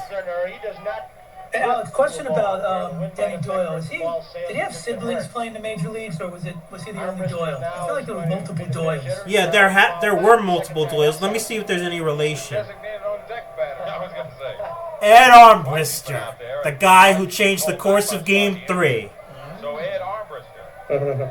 Sparky is saving the men. Hi. His top hitter. Hey, little Selena. Welcome to the Alex Estrada Podcast. He still has Gleason on the bench. I am very glad to be here. I haven't really seen your podcast. Oh, you should check out YouTube and Dino's Facebook channel. His Facebook channel and YouTube channel. I will definitely do that. We're watching now. I will do Says right here, Denny Doyle had 2 younger brothers, Brian Doyle and Blake Doyle, both of which were also baseball players. I think Brian Doyle made it to the majors, didn't he? Yeah, Brian Doyle was a Yankee. And I think they had a father and grandfather that played as well. Alex, say hi to Jazzy Martinez. She's Oh, hi, Jazzy. And if you ever want to make Dean crazy as we watch Ed Armbrister bat, mention Ed Armbrister to him, and he will. Oh yeah. Yeah, like Alex said, he changed the course of that one game, right, Alex? What game was that again? Game 3. Game 3, yeah. Hitting those spots tonight, amazing. So Dino was watching on Facebook. Ed still can't reconcile that it was a great play by Armbrister. Oh boy, yeah. So, what was Armbrister's like? Did he rarely play during the regular season? Correct, utility player, I think. Yeah. And once again, the top of the order for the Reds, Pete Rose. Lined out to. That's what's beautiful about the World Series. Anybody can make an impact in the series. Right? No kidding. And it always seems to be the case, yeah. 40 consecutive innings without an earned run. I hate to be a spoiler, but this is the inning where they score. Is it? See, I did not specifically remember the innings. And this is what inning? The 5th. Armbrister does not go, and Rose bunts it foul into the crowd. Well, Joe, he talked about the wind blowing out, and after the first 2 games of the season, Man, such a different game today, huh? Yeah, I was thinking the same thing, Greg. And Pete Rose bunting right there. Man, they'll do it every time. One strike to Rose. One out, Armbruster, the pinch hitter who had walked on and first. That's Syracuse grad Dick Stockton on the call. Back in those days, they had the local radio guys get to join the national broadcast. So Stockton is the Red Sox announcer and Marty Brenneman is the Reds announcer, which is how Stockton got the famous call at the end of this game. That's right. So they took turns, Doug? And a shot from right fielder looking into the plate. Yeah, I don't remember exactly what the rotation was. Yeah, I wonder when would they stop that? Because that would be so cool today. It would. It would. Which is outside. And Tion wants a new ball. 1-1. I think we should petition MLB to do that, exactly that. Native of Havana, Cuba, now he lives in Milton, Massachusetts. Luis Tion. And the Mets and the I Pirates. don't think you'd have to worry about that with the Mets. The Mets. I was waiting for somebody to say that. I think the Mets and the Pirates.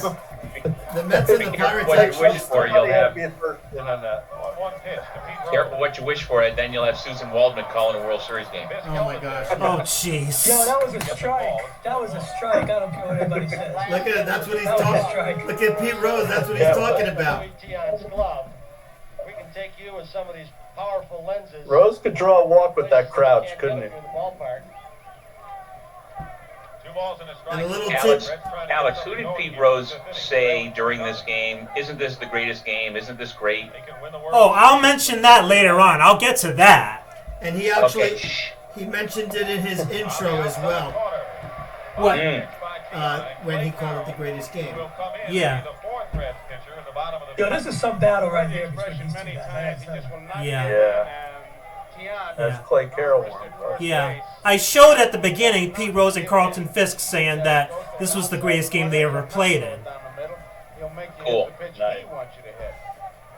One out, one on, 2-2 to Pete Rose.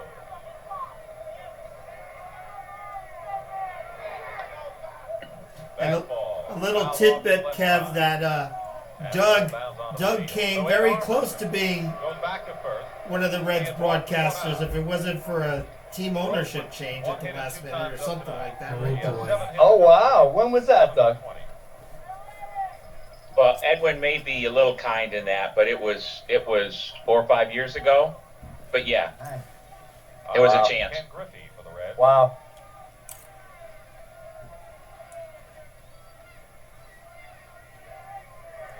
Pitch.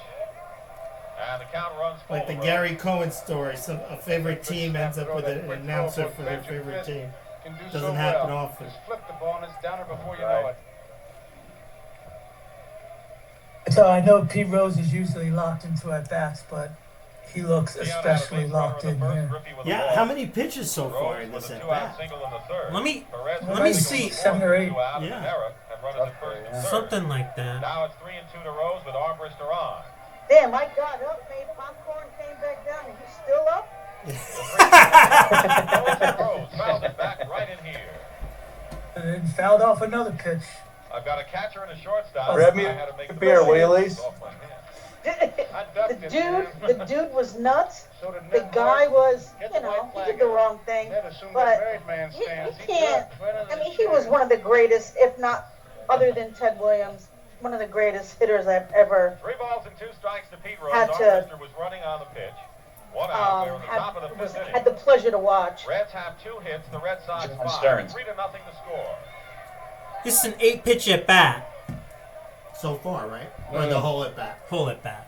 Again, Armbruster on the move, and Rose lines a base hit to center field. Armbruster will try to go to third, and Lynn will throw to second. Hey, Doug. And he gets the hit. That's a backbreaker. So, Doug, Dean is watching on Facebook Live, and he just reminded us that Al Michaels started with the Reds. That's right. That was his famous Johnny Bench home run call.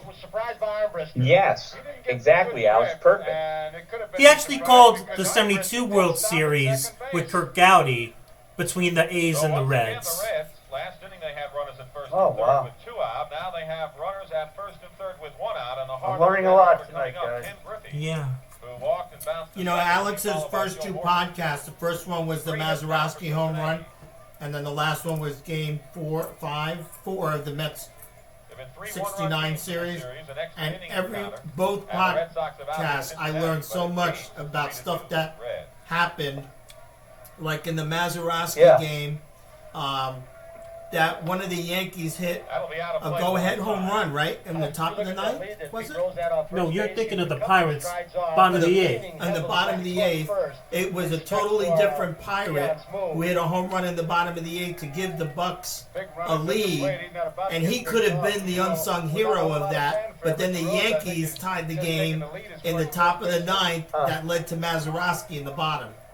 Number 8, right. 8 hits. Red Sox have 3 with 7. And Rose did not. And I didn't know that at the time. 0 for 5, 0 for 4 in the first game. And before Doug and G got on, I didn't realize, Doug, that, and Alex mentioned it in the opening, that this game had been delayed it was postponed 3 times. This is Dick Stockton with Joe Garagiola and Tony Kubek at Fenway Park. Yeah, the weather was awful. Reds trail 3-0, but they're threatening with 1 out of the 5th. The 1-1 pitch to Griffey. So, come here, buddy.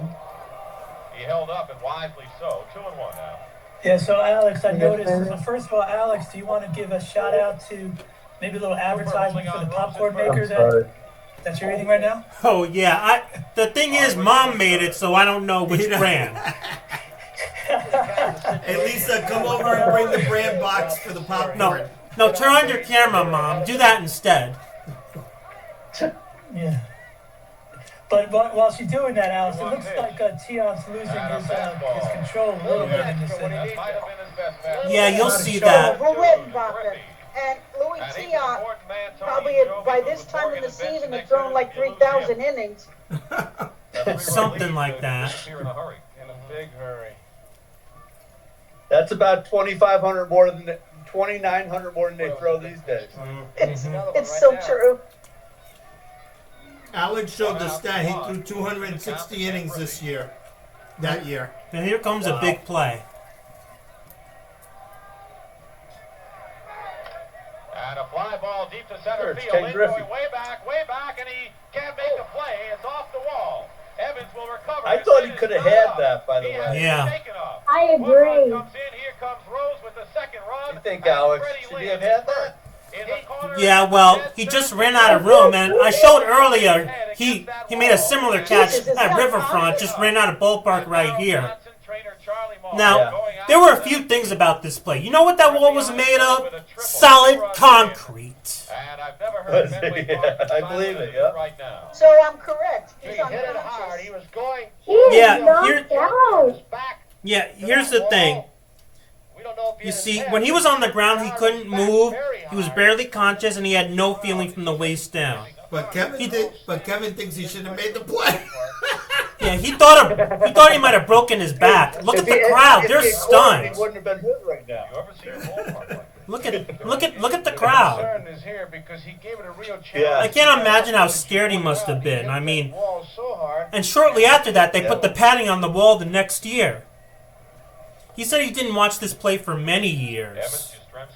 Darryl Johnson. Well, all the AstroTurf at that time was concrete too. The pitching coach out there. Yeah. Yeah, so Alex, what's interesting to me is that, well, first of all, they always do that. If someone gets hurt and then next year they fix it, the padding or whatever. I mean, we've seen that even recently. But, what's interesting to me is that this is Fred Lynn's home ballpark, right? So he knows his field. He knows the outfield. He knows the walls. But, it's the 6th game. So let's see if we should have caught it. The 6th game of the World Series, you're going to go all out. He did take a peek, though. You noticed, right? Yeah. And Kev, you're right. He should have caught it. If he goes right to the wall first. Well, that was my point was that the ball landed underneath his glove, didn't it? Not over his glove. It wasn't like he couldn't leap high enough. I think he misjudged it at the end. He probably should have gone back to the wall first and then come in if he needed to. No, I think to Alex's point, he knew exactly what he was about to run into when he freaked out. But Yeah, look, but that's the beauty of playoff baseball, right? I mean, he may not do that during the regular season. Going into the wall and not really being hurt. He doesn't want to come out of the game. You saw that right foot slip off the wall, and that was the key, I think, that spun him around, and he really took a bad shot. Certainly pre-concussion days. Several diving catches this year. Yeah, many. He has gone against the wall before. This is the first time. Today he'd be out for 2 weeks. Get hurt on any kind of a play in the Well, today with social media, that would have been a meme right there with him shaking his butt and rubbing his back.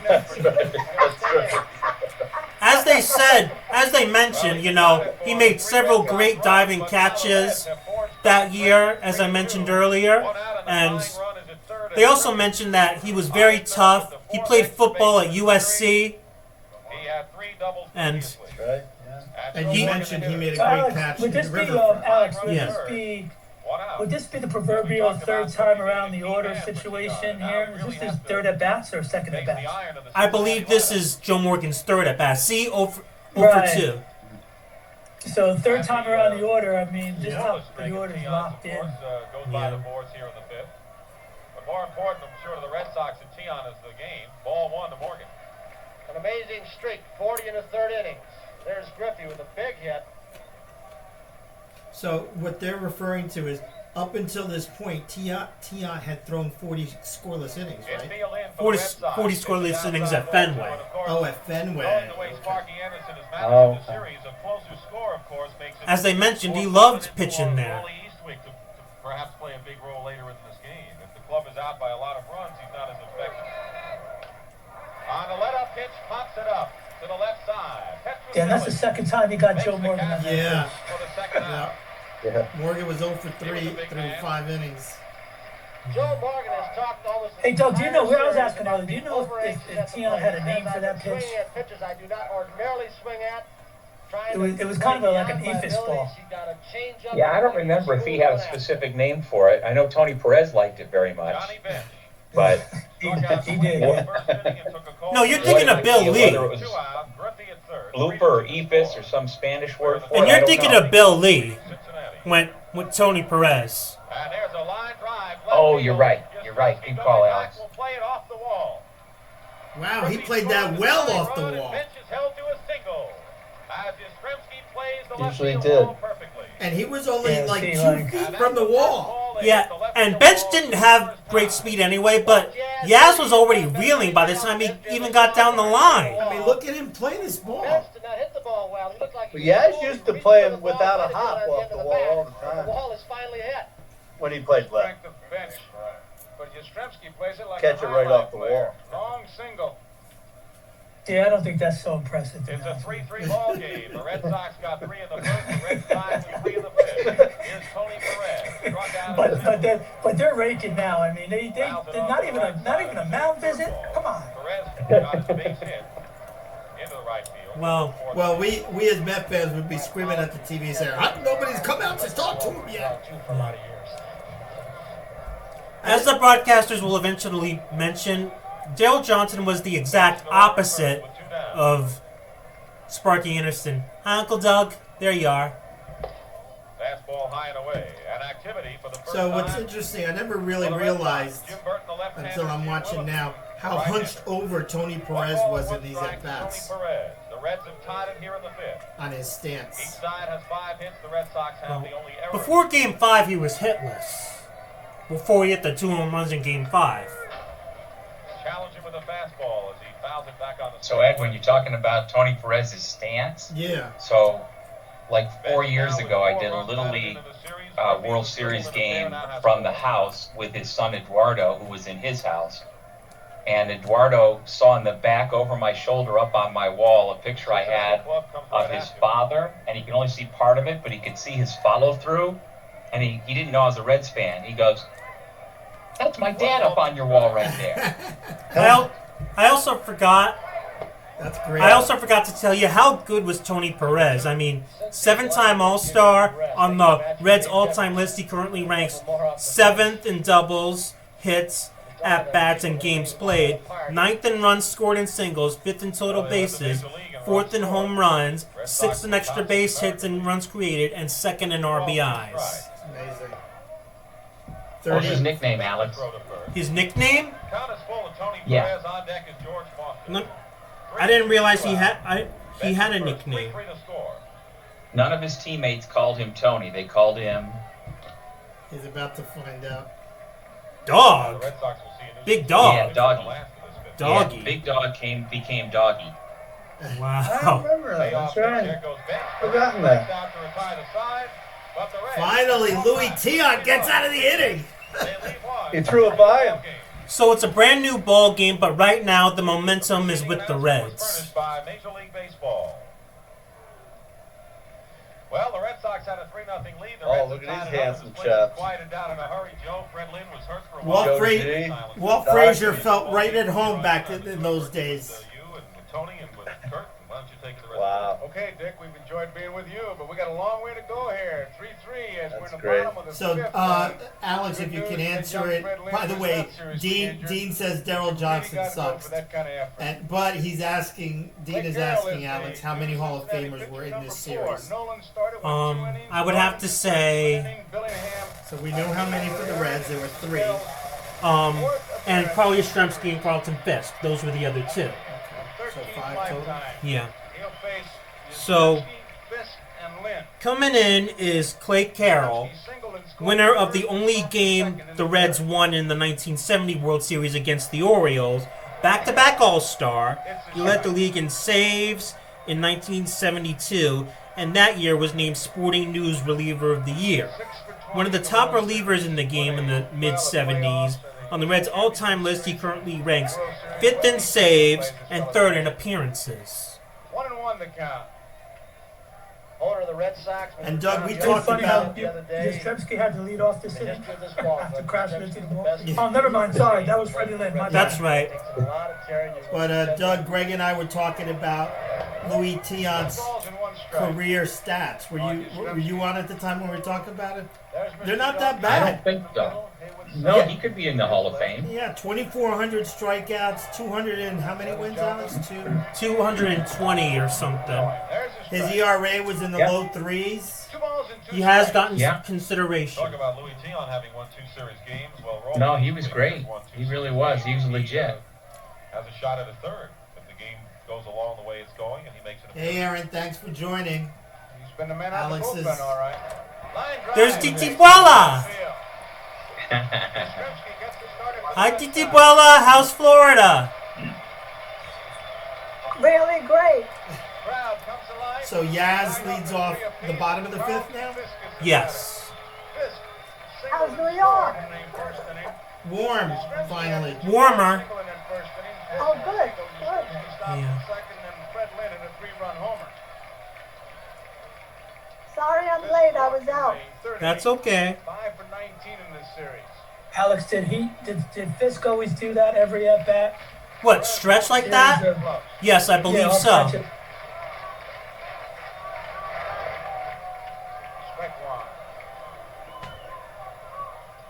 And Doug, we thought, and Alex thought that bench caught every inning of this World Series. Does that sound about right? Yeah, I guess. I don't know. I wouldn't. I'd be surprised if they took him out for. You wouldn't take him out for defensive replacement or for somebody who's going to hit better. So I assume he did. Just amazing the amount of innings all of these players back in the 70s logged onto their bodies. Yeah, but wouldn't have Fisk also caught? Sorry, wouldn't have Fisk caught all the game, every inning too? No? Yeah. Probably. I mean, these guys all had set lineups back then, The benches weren't used all that much except for pinch hitting.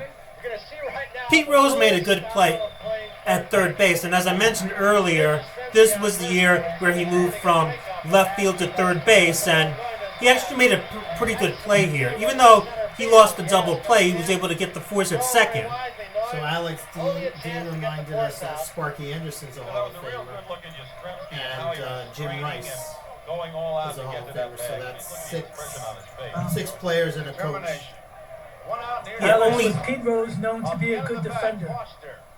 Yes, I believe so. And one thing I should remind you is that Jim Rice didn't play in this series because of his broken hand. Swing there, Joe, because I thought he had a weak swing. I thought he hit off the end of the bat. And Jim Rice was probably very young at this. Yeah, he was a rookie just like Fred Lynn. They were a great duo, the Gold Dust Twins. So for Jim, they were called the Gold Dust Twins? I believe so. And for Jim Rice, you know, with the broken hand not being in the lineup, that was a big advantage to the Reds.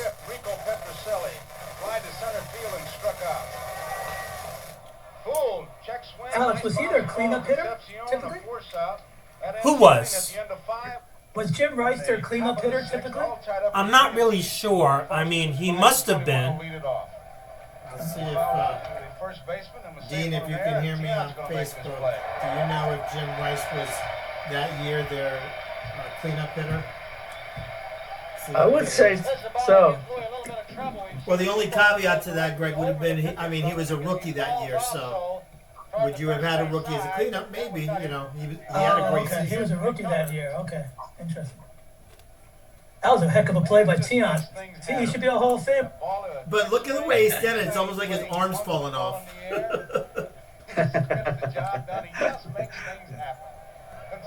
Alex, where's your dad? Is he off to the side? Yeah, he's right here. There he is. Picking up a ball to the right of the mound, straightening up and throwing, bunting. He does it with a certain style. That's all it's all. That he does, Dick. So wait. They also called, didn't they? So they called him Davey Concepcion, right? That's Did they right. also call him? Wasn't it also Davey Lopes? There was a Davey Lopes for the Dodgers. He played for the Dodgers. That's right. Right.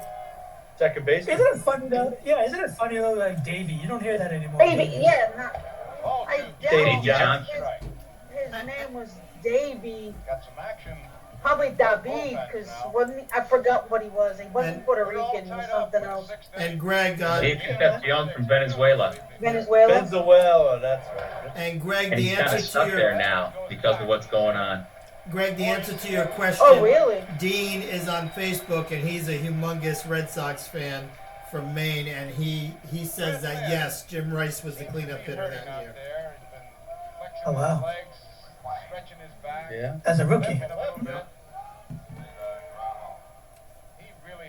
That guy can hit. Man, look at Freddie Lynn's walking out in center field, still holding his tailbone. Yeah, he's still shaking up. He's still shaking up. So there were so many players to choose from, but Kev and Doug, since you guys were the ultimate Red fans back then, who was your favorite player? Because there were so many to choose from on that team. Go ahead, Doug. Pete Rose is my hero growing up and pretty much into adulthood. If I ever had one hero in sports, it was Pete Rose. Despite the gambling, despite everything, I remained a Pete Rose fan because despite all the gambling allegations and things that were certainly proven, I can't imagine how many people he positively influenced simply with the way he played the game and hustled. And that's what I always thought was the best argument for him being in the Hall of Fame. Agreed. You know, watching the documentary they did on Pete Rose summer before last, maybe, it just further illustrates that he was not a good guy and sleeping with a 14-year-old and all of that stuff. But he was a scoundrel, but he was our scoundrel, Yes, and the other thing too, Doug, was that was before we knew about that stuff, Right. So growing up, you have a special place in your heart for certain players, and it gets hard when you get older and you hear about how the players actually are. That's probably one of the hardest things about watching sports now. And who was your favorite player, Doug? It was Bench, and it probably should have been Rose. I loved them both, but Bench was my guy, and I ate, slept, breathed Johnny Bench my entire childhood into adulthood. I was even thinking it should have been Joe Morgan, since I played second base and was short and small. I should have picked Morgan, but for some reason I was drawn to Bench right from the start. Yeah, Morgan was my favorite player on that team. Here's Terry Crawley, who was a career-long excellent pinch hitter. He was the Rusty Staub of the Reds. Yeah, and the Orioles, right? Yes. And so, Hey, Alex, and that play early, was that error by the third baseman? It looked like there was a play that you should have had. No, it went down the line and it hit the side of the left field stands. Okay. It felt like he was hugging the line. Anyway, okay, go ahead, bud. And then, so I'm going to ask Dean the same question, who's on Facebook, since he was a humongous Red Sox fan. Who was your favorite Red Sox during that time frame? And to put a top up, Greg, on the Jim Rice question, that year Jim Rice hit .331 and had 105 RBIs as a rookie. Mm-hmm. Yeah, amazing. Oh, did he win Rookie of the Year? Was the question. Rookie of the Year and MVP. I could have sworn I mentioned that earlier. You probably did, yeah. Oh, sorry. So he was an MVP his rookie year? Uh-huh. That's the move that has been questioned by... And I guess another player. Sorry, another player who played in the '86 World Series. Yeah. Right? Fred Lynn, he didn't play on Jim Rice. Oh, yeah, Jim Rice did, yeah. That was the only World Series he actually played in. My memory is shot, but wasn't Rice, Rice was a rookie as well. His numbers, Alex, do you have those handy? Those were amazing too. Rice's numbers. Yeah. Especially in '78. So it may not show up with immediate results, but it'll pay off in the course of a long season. Still not as good as George Foster's 1977, though, huh, Alex? Absolutely.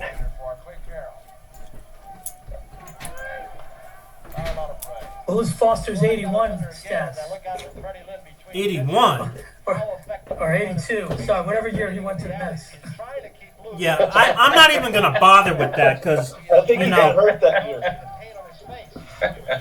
No question about it. It's bad enough that he stunk, but then he left the Mets in disgrace.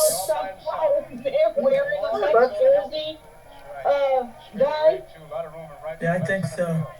I mean, the best thing about George Foster for a Mets fan is that they let him go and they brought back Lynn Zilli. Yeah. That's right. For his second tour. A huge brain fart right there by Denny Doyle on his part. He should have been there to cover second base. Yeah, we're seeing some really bad defense in this game. Like especially for a do or die game. But also some very good defense in this game as well. Touche. And now you got Pete Rose up there who's been really hitting the ball hard. He is 2 for 3. These are the kind of mistakes, Joe, that you cannot make against a team like the Cincinnati Reds. It's like the Red Sox base running errors in some of the previous games. And so runs. So for Dean, his favorite Red Sox was Carlton Fisk back then. And of course, he also mentioned Roger Staubach, but we won't talk football here. And this is his kind of game. I tell you, I just didn't expect that kind of a... So to your point, Doug, Doug was the one who's Pete Rose's favorite player, right? No, Kevin was. Oh, Kevin. Kevin, sorry. To your point here, I mean, this right here is what I remember about Pete Rose was his eye. Out of play. You know? And that first pitch, I mean, that was some take on that first pitch. Absolutely. He has to do the little things. I'm sure he's, obviously very unhappy with himself. Are they talking about the little things? Eddie, sorry, Alex, was he just talking about the little things, the announcer? What little things? You know, he said like the little things in the game that, you know, that get you. Like Oh, yeah. Balls. Yeah. Yeah. We'll see if it carries with him to the plate. He's got to erase it. 1-1 pitch to Pete Rose. Up the middle. One hand grab. Steps on the bag. Makes the play. So Carlson comes back. Ends the inning. We go to the bottom half. In the 6th inning, we're all tied up. 3 apiece. When are we going to see some action in this game? And hey, this Friday night. Yeah, on that play, Burleson was like, you know what, screw it, I'll do it myself. I'll cover it myself. Now, Pedro Barbone is coming in. He proved to be one of the most effective and durable relievers in baseball. He was in the top 5 in the National League in games pitched. in 6 straight years, and he pitched at least 121 innings in each of those 6 years. No National League pitcher appeared in more games from 1970 and 1978 than Barbone. He also excelled in the postseason, especially in the LCS. In the 10 games he pitched in the LCS, he finished 7 of them and had an ERA of 1.26. On the Reds' all-time list, he currently ranks 10th in saves and is their all-time leader in appearances. According to Tony Perez, he may have been the most critical part of the Reds' bullpen. Perez said he had such a rubber arm that he'd give you whatever you needed. 2 innings, 3 innings, he could pitch every night if you needed him to, and nothing intimidated him. And Dean mentioned something really good, that most of these pitchers pitch to contact. Really cool the way he works that. That's great stuff, Alex. Yeah, that is amazing stuff, Alex, because you talk about the rubber arm, because that's all this guy has. I mean, he's got one of the worst pitching forms and wind-ups I think I've ever seen. I mean, yeah. He throws like a girl. Say it. No, don't say that. Hey, I didn't. And he's going to pitch in a sandlot game. I know it's not politically correct now, Titi Buela, but this is the 70s we're talking about. Nice play by Morgan. Evans is out, but Well, I mean, look, Tion, I mean, so far every pitcher I've seen, look, but this guy, he's just chucking it up there. Burleson, 1 man out. Burleson was out. Perez unassisted in the second inning, walked in the fourth. We're all tied at 3 apiece. And yet none of them had arm injuries. Think about it. Sparky has used 3 in game 1, 4 pitches in game 2. 5 Or if they did, maybe rotator cuff and stuff like that was very prevalent. We just never knew about it, and they just pitched through it all. You'll see. Hey, did you see Johnny Bench just wave somebody in like this guy can't move in? Did you see that, Alex? Yeah, I did. He just waved his field. Well, that's because who's up? Is that Burleson? Yeah. No, he didn't, Chris. You'll see Barbone has a very quick delivery. That's what the Red Sox used to do to Bucky Dent, Greg. Oh, Bucky's up. Everybody come in. 2 balls and a strike. Oh, that was a strike. If you never saw him before, you'd try to pitch Burleson away, but I imagine he keeps you honest by dumping him into right field. 3 balls and a strike. Griffey is very shallow in right field. Zimmer at third base, flashing his signs. He may let him take a pop at that wall. Sure he will with Tion up. He gets his pitch. Burley can hit it. And Dean just mentioned, if you take a look at the batting helmets, no ear flaps. Burleson draws a base on ball. Even after Tony Conigliaro, it took years for them to put ear flaps on those helmets. Yeah, Sparky had a quick hook for this guy, huh? He's like, this guy, he don't got it. No, not this time. Not this time. Oh, it's just a visit? Yeah. Remember what his nickname was? Third base foul line. He hopped over it. Did he speak Spanish? Spanish? Alex told us that earlier. Yeah. Oh, yeah. Hey, Doug, he's got all the tidbits. I missed it, yeah. Hey, Doug, did Sparky speak Spanish? I don't know. I doubt it. He was a very simple man from the Dakotas. Didn't even pronounce Cincinnati correctly. So he didn't master English, so I'm not sure he dipped into Spanish. Because I would think Barbone was just pretty much Spanish. Don't groove the pitch where he can handle it. Yeah. And the Big Red Machine, as Alex may have talked about before, they call it Great 8, the starting lineup, the position players. And Bench has talked a lot about this, that it was basically 1/3 white guys, 1/3 black guys, and 1/3 Hispanic guys. And Perez was the key that held it all together as the one who spoke Spanish to the Spanish-speaking guys and English to the white and the black guys, and kept everybody. And once he got traded to the Expos, that's when the whole Big Red Machine fell apart. Wow, good to know. Wow. He's charging hard. That's crazy. And can I say that this Indiana football quarterback is unbelievable. Yeah. Yes. I got an eye on that as well. Here's Pete charging. This is the reason that Joe mentioned why the Jets will find a way to not pick him. Toward Tony Perez. Can't wait to see him in the NFL. Here comes Rose. Bunted off the plate. Foul ball. He just throws such a pretty ball. So Tiant strikes out on the 2-strike foul bunt. Now it's up to Cecil Cooper to keep the inning alive. So interesting. Are there men on base there? Only one. So Greg, to your point, and everybody, to the point of how games are played now. So that was the pitcher up in a 3-3 game in the 6th inning of the Game 6 of the World Series, and they let him back. 3 feet above the second baseman, they go in the crowd. Yeah. I don't think the fans around the country have seen Cecil Because they'd rather have him on the mound pitching than lose than bringing a reliever back there. And takes low, ball one. Would have got killed on Twitter back in the day. Yeah.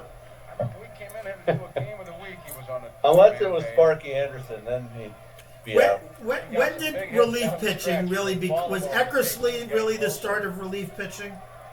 Yeah, you can really thank Tony La Russa for that. Balls and no strikes. La Russa's the one who created the closer as a closer. You know, Sparky was a big part. The way he used this bullpen, you think about it, the Reds starting pitchers named their starting pitchers.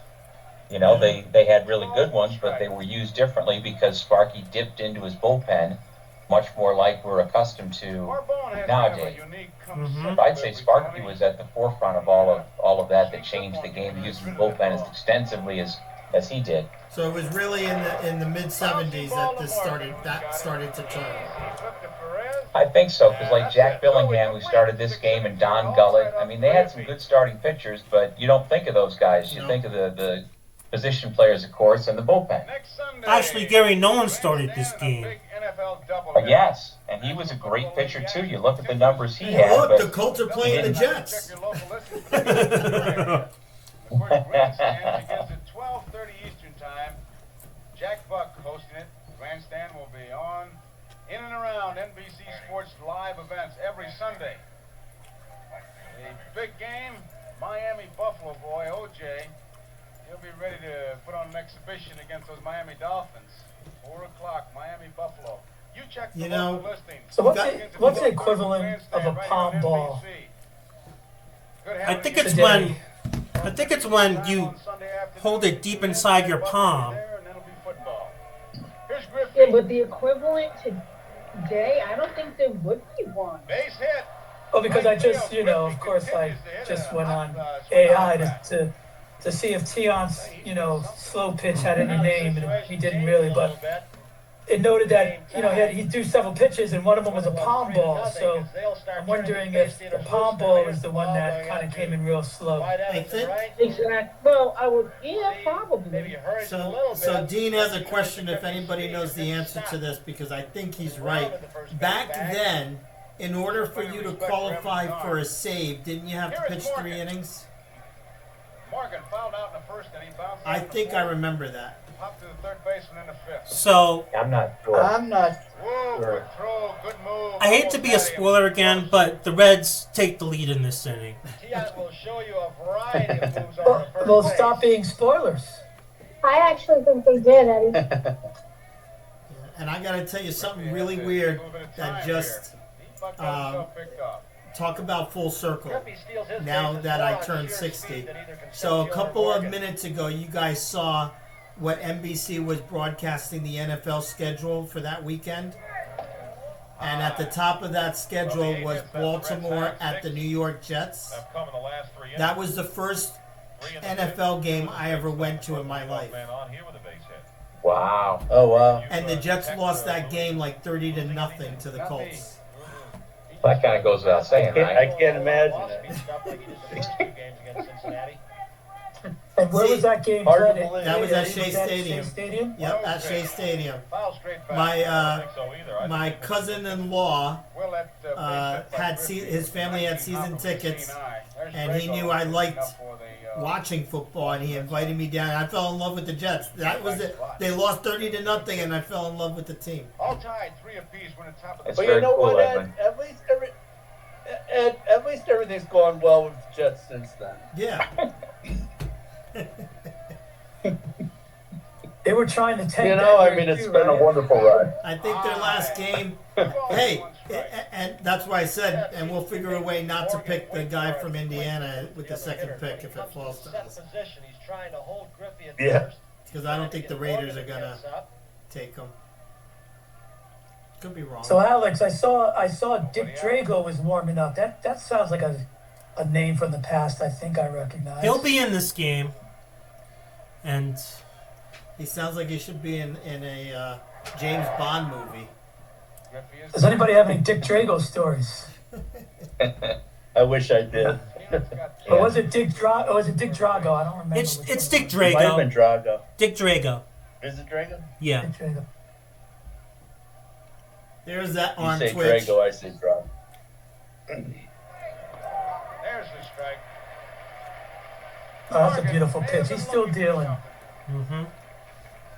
So I can imagine, because I'm talking to Dean at the same time as a Red Sox fan, when what was the year that Carlton Fisk left for the White Sox? I have to look that And up. if memory serves, he still had some pretty good years with the White Sox, didn't he? After Yeah, he got did. traded? Yeah, he did. Go after it. So Doug, this is a question for you. I don't know if you noticed, and they've been doing it a number of times. They have a camera behind home plate off to the side that's getting the angle of the pitchers. And every time that they do that, I'll try to be quick, Alex. I know there's action in the game. You can see, like, if it's a great curveball, you can see, like, the movement on the curveball, right? I feel like that's not a camera angle that's utilized a lot in today's game, and I wish they did because it's really pretty amazing when you see that angle on the pitch. I couldn't agree more. Yeah, I so think that's awesome. yeah, so Carlton Fisk went to the White Sox in 1981. To leave his starting pitchers in. He is not quick with the hook, to the opposite actually of sparking. And he switched his uniform number from 27 to 72. That's right. Wow, I didn't know that. Interesting. And you got to wear collared shirts as a White Sox And player. just as Alex was mentioning 81, Dean posted the same thing. And shorts. And sure, very good. Please. Very good. Drago continues to throw in the Red Sox bullpen. Tian in the jam. Griffey is on at second base. How many Morgan is pitches on at did first Tian base, throw in and this Johnny game? Bench. I have to look that up. I mean, it's got to be like over 100. For the Cincinnati Reds. Petrocelli's even with the bag. It's when pitchers were allowed to get a second win. Yeah, that's what I said. Starters threw until they had nothing left, especially a pitcher like Louis. I think I heard in an interview with Tom Seaver that he threw 147 in one game. Yeah, Bench has not had many. I haven't seen a comfortable at bat yet for Bench this game. Louis threw 122 pitches in this game. Jeez. So he threw But that sort of 120. thing wasn't even tracked then. Yeah. You know, it wasn't even talked about pitch count. It never came up. 122 pitches in October. Bench hit that with one hand. Now, as I mentioned earlier, in Game 4, when he went the distance, he threw 155 pitches. In which game? Game 4. So he in this series in Game 4 he threw 154 pitches. 155. 155. That's correct. And then, so the advantage that the Red Sox got was 3 postponements that allowed Tian to throw Game 6. Exactly. Griffey there might have been lingering. He keeps you honest. Here is Perez. Perez struck out in the second. Oh, I mean, I would have done the same thing. Try to. Yeah. Well, they needed it because they were down a game. They were down a game, so they had to win. But who pitched Game 7 for the Red Sox? Bill Lee. The Spaceman. Evans. Baseman. So Tagging up. Here's the throw. It is. Oh, there's the arm. There's the arm. here's a question to Greg and Kevin and Doug. So Bill Lee, he's the other one that you were talking about that threw kind of like the Ephus. Yeah, the pitch, space right? ball. So how interesting that you would pitch 2 guys similar style back to back in the World Series, Game 6 and 7, where you would think the timing for the hitters the second time around with the second pitcher would probably come into play. And I don't know, what was the score of Game 7? Game 7, 4-3. Oh, so it was close. Yeah. They didn't really pound it that much. Yeah. Well, Alex, how many guys in the history of baseball have regularly thrown bloopers? Not many. Not many. I really have, like your dad said, to have two of them going back to back is crazy. Yeah.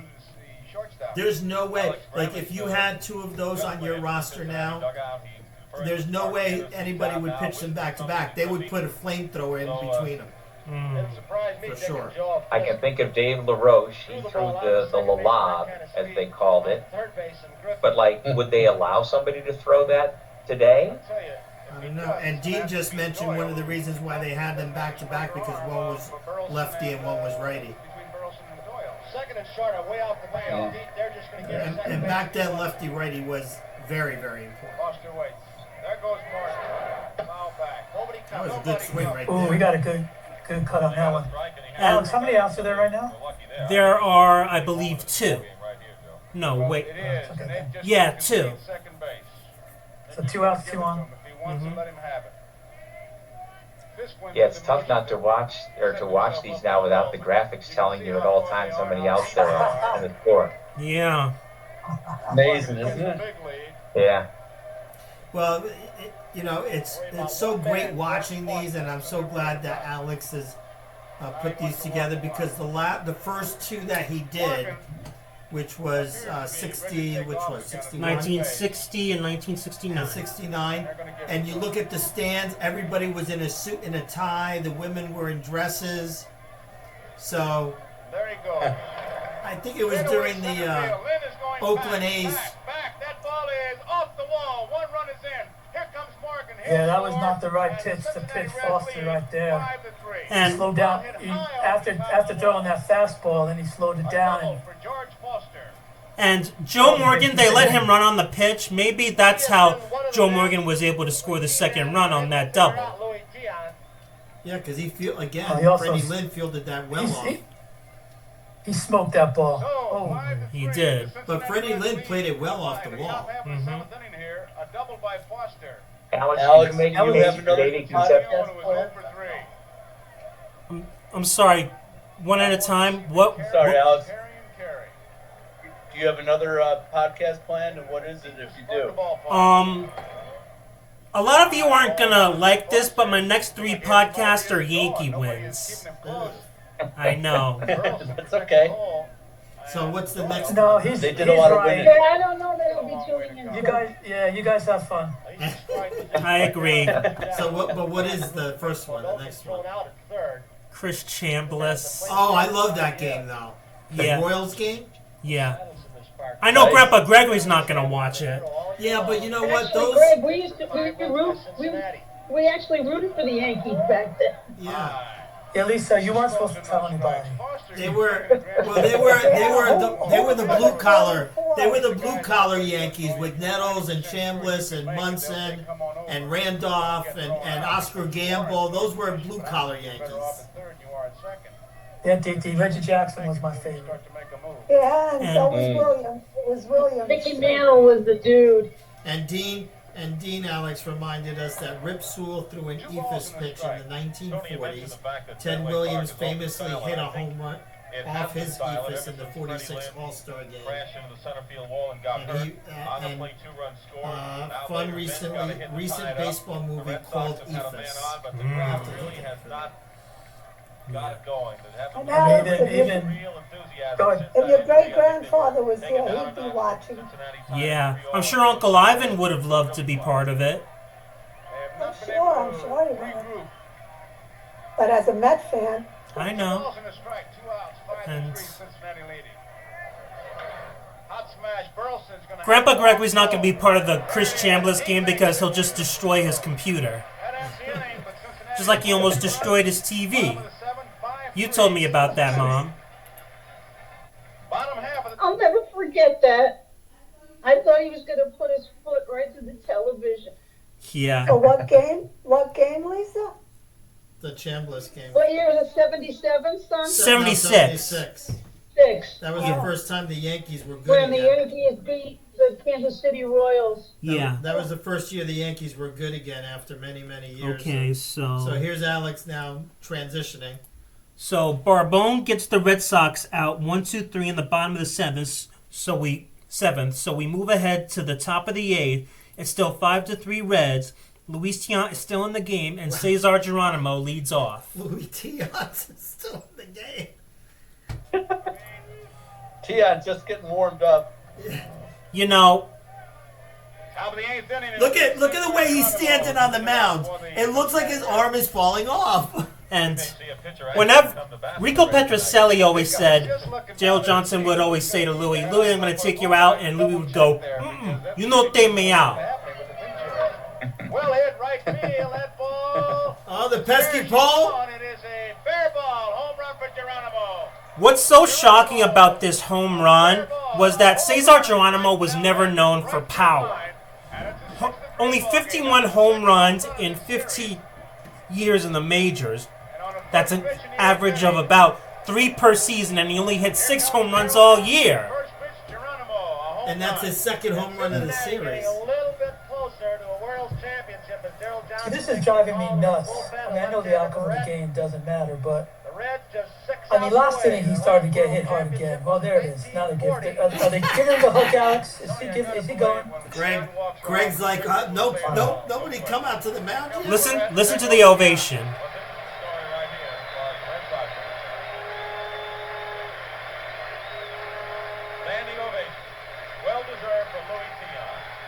And as Dean was pointing out, not a single Red Sox jersey in the stands.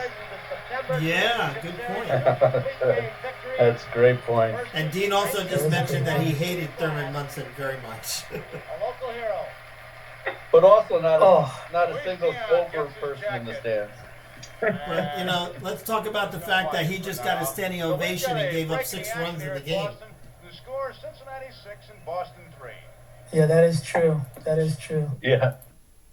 So Yankee Stadium, they'd be throwing batteries. Yeah. Luis Tiant walks off to a standing ovation, but the Red Sox backs are against the wall right now. But an unlikely hero is about to emerge. Who's this dude? Oil can boy? No, hang on, Mom, hang on. So after Luis Tiant was removed from the game,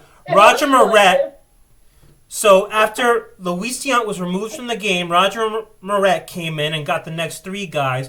So we move ahead to the bottom of the 8th with Fred Lynn leading off. And it'll be against Bourbon. Lynn hit I like it though, it's the left-handed oil can boy. Oh, he's right. The last podcast, we talked about how much the seats were for the World Series compared to today. Is there a difference? Like now in 75, what's the difference between what it was in 60? Well, let's see, right, Alex, grab me a phone for a second. I'll Google something. I have to imagine there was a lot more than 60. But then again, the World Series games too. Wait, when did it go from? Back them up. When did it go from on base average to on base percentage? Yeah, right. Isn't it the same thing? Didn't it say that? Didn't it say on base average?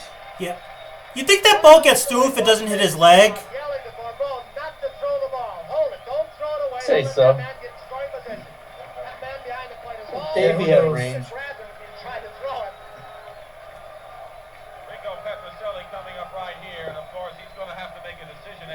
So I guess we didn't hear anything about the WAR statistic in this World Series. No. Wins above replacement? I hate that stat. No, just on base average. That's it. No, Alex. No, No such thing as whip back then either. But Alex Those did give were us beautifully simple. Alex did give us the whip for these guys during his pregame. That's right. Alex, that's my goal in life to get you to embrace the WAR statistic. I hate that stat. But let's just do a podcast one day just on WAR. Maybe we'll convince you. So you guys are gonna hit.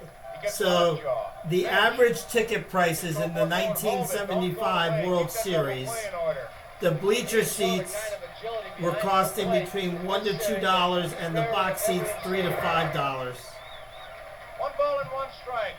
That's crazy. Meanwhile, wow.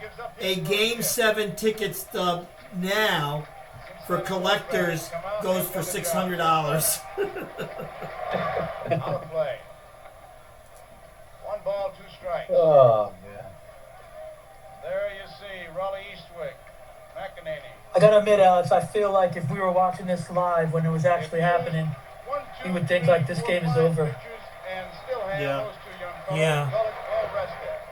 But Greg, you know, again, what you said before, Barbone's, you know, his windup is so weird. Yeah, he has a very quick delivery. It's all arm. He has no bottom. But this is his 3rd inning of pitching, right, Alex? That's correct. He lasted as long as a starter. Like I said, he can throw 3 innings. Don't need a pitch clock. Now it's a 3-2 pitch.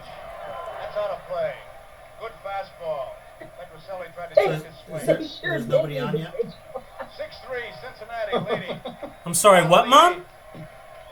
Fred Lynn is on at first base. Saying that they should have the pitch clock back then. It's taking him like 18 hours in between each pitch. He's alive. Bone takes at least. Really starting to build now. Cousin Chrissy's watching on Facebook. Exactly. Hi, Cousin Chrissy. Cousin Chrissy was on my first podcast. Was Chrissy. You could Barbone's body language was like, "Damn it!" He knew he was getting taken out if he walked that bad. Yeah. We all remember Game 3 of the series when the Reds. I like to see the umpire test him for the sticky stuff in between innings. Oh boy. And he's already signaled for Raleigh Eastwick. Chrissy, has been a full house today, Chrissy, between Facebook Live. We've had as many as 9 or 10 people on Facebook Live. Not given up at any point this year. They were down to the Minnesota Twins run once by a score of 7-2 and won at 8-7. They staged some dramatic rallies. Sparky's going to Raleigh Eastwick. Eastwick finished 3rd in Rookie of the Year voting, 5th in the Cy Young voting the next year, and led the league in saves both those years. He doesn't use that card. He's Wow, that's pretty impressive. And he's going to have to face. Who was that? Raleigh I have Eastwick. respect that he looked at the bullpen card and said, "To hell with that, I'm coming in on my own." Yeah. That's true. It's also the bullpen card. I love it. We've got it building here. The card. This climax, Sparky Anderson just waiting for Eastwick to get there. He wants his ball club to nail it down. Bench is just. How about Bone, though, thoroughly disgusted with himself that he won't be able to quick pitch any more batters? On strikes in the second inning. He doubled in the 4th. The good thing, I don't think he didn't have too many men on base, so he's able to do that. Eastwick, it's his 5th appearance. He's 2-0 with 1 save, and if he gets a save tonight, he ties Larry Sherry's record. I gotta tell you, Alex, I'd never heard of this guy before in my life. Well, Evans Really? the tie runners. Eastwick? Nobody out, 2 men on. Yeah. Oh, I did. I remember him. I remember the name. This lead Yep. is maintained by Cincinnati, and Eastwick holds them. For some reason, I don't think he was one of the baseball cards that I owned back then. 40, one other time, 1919, they were world champions. They waited a long time. However, Tom Get at Verducci. least $2.50 for a signed Eastwood card. see you here again tomorrow night, same time. Tom Verducci said Honestly, in, he's the closest looking thing to a modern baseball pitcher there is in this series. Keep in mind, this Tom Verducci said. Tom Verducci said in MLB's 20 Greatest Games that by this point they're already voting on the World Series MVP. What do you think, Alex? Think they got the champagne on ice? They probably do. Things are looking real bleak for the Red Sox right now. That is crazy, though, Alex. It's a great point, too, from Verducci, because they still do that now. I mean, I believe Yeah, by the 8th inning, they covering the benches. Yeah, very early on they put out the ballots. Yeah. The hot man. Too early.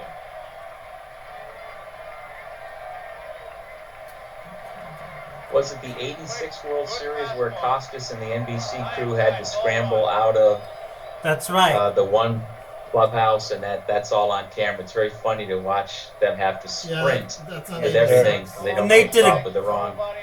And they did a damn good job at it, too. Yeah. Yes. Going for it. 1-1 the count on Evans.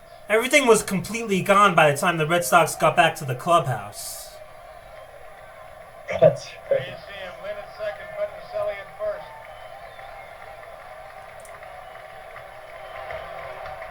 Foul ball out of play. 1 ball, 2 strikes. Raleigh Eastwick. Alex, to be fair, I lost track here. Can you set the stage here? How many outs? Who's on base? What's going on? Runners on first and second. There's no one out. Coming straight back, it'll be out of play. Thank you. He didn't seem to have a good cut at that one.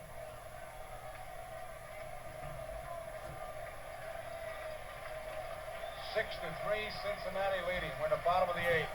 Tying run is at the plate.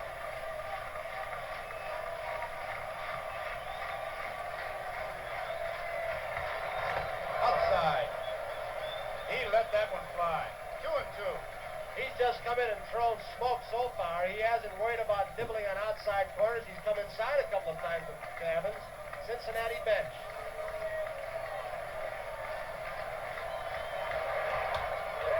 Foul ball. He got that ball in. Evans gave it a tomahawk.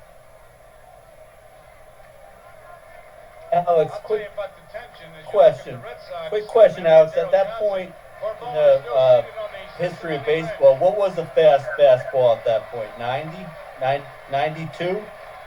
Well, I still don't think we had radar guns yet, but it had to be somewhere in the upper 90s. Give me the phone. I'm trying to Google to see if I can find something. I'm going to try to Google Nolan, I just don't remember him throwing that hard, really.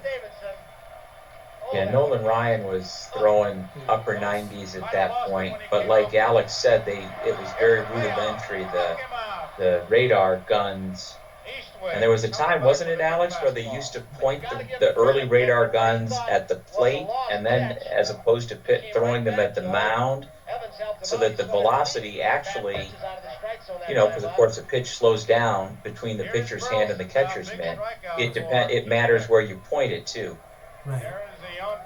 I believe so. Yes. Carbo. Yeah, I forgot about that fellow named Nolan Ryan. Yeah, he can throw a little bit. He was throwing upper 90s at 46 years old. So Bernie Carbo is on deck to pinch hit, but he tells Juan Beniquez to get ready because he doesn't think he's going to bat because he thinks that Sparky's going to go to Will McEnany as Burleson flies out right here. When the umpire told Bernie Carbo that he was going to bat, he couldn't believe it. Bernie Carbo was the Reds' #1 draft pick ahead of Johnny Bench. Imagine that. But after a disappointing career with the Reds, he's now merely a part-time player. I mean, who the hell expects him to be the hero in this situation? Johnny Bench said that Carbo looked like a little leaguer learning how to hit, and that it was one of the worst and one of the best at-bats he'd ever seen. Don Zimmer thought it was over. Rico Petroselli said that Carbo looked like a pitcher who hurt his arm trying to make a comeback as a hitter.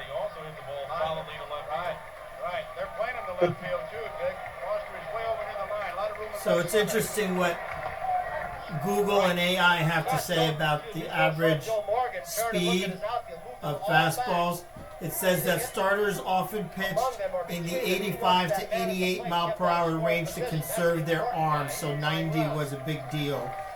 Nolan Ryan. Well, I remember. Yep, Nolan Ryan famously broke the 100 mile per hour barrier in 1974, but even his pitches today, with today's technology, would probably register closer to 108. Sure wish And let's pitchers. all remember Bob Gibson threw a pretty mean fastball too. Sure wish pitchers today would follow those examples. I agree. But they're taught to empty the tank and throw max velocity every time. For 3 innings. I honestly think that's ridiculous. That's absolutely ridiculous. Yeah. Game was better back then. The eye test to me is telling me this guy's throwing some heat. He is. All right, Alex, this is set the stage for us. It's about to happen, right? Big play? Yes. What's the score now? Is it the worst Still swing? 6-3. You know, we still got his awful swing though coming up, right, Alex? Yeah, it'll come up. Yeah. Jones a little bit out over the plate. Carbo a little bit late on the swing. And you were all over that 1966 draft. I was going to say it, but I figured you'd know that Bench went in the second round behind this guy with the afro. Mm-hmm. The perm, the 1975 Bernie Carbo perm. Yeah. He's got a batting glove on his top hand. That's why That was one ugly swing right there. Pete Rose has said it was the worst swing he ever saw. I mean, he took it right out of Bench's glove, and he knew right out of his glove, and he knew he almost struck out. And you would think that he would strike out because Eastwick is just eating him alive right now. Yeah, but I would call that a great defensive swing. Sorry. Yeah. That was a pretty good swing. Yeah. When he hit it, he thought it was off the wall, so maybe he could get a double or a triple. But when he saw Geronimo turn his back and the fan standing up, he knew it had a chance. When he saw it go out, he almost flew around the bases. As he's coming around third base, he screams at Pete Rose, "Hey, Pete, don't you wish you were that strong?" And Pete yelled back, "This is fun, Bernie. This is what the World Series is all about." That's a pretty cool story right there. Yeah. That is awesome. That's awesome, Alex. I thought maybe you would have punched him in the face, but okay. Me too. You're right on, Greg. I thought Alex was going to say that he said F you or something. Well, they were teammates. He doesn't look happy. Don't forget, too, that Rose had $150 on the Red Sox. What a study of fans. And what a study of a bench. There he is. I got to tell you, I think that pitcher's pitching 95 right there. I mean, he was throwing some smoke. All stone-faced, they call Yeah. him. But inside, he's a pretty happy man right now. The fans are still at it. Okay, so Cecil Cooper struck out to end the inning.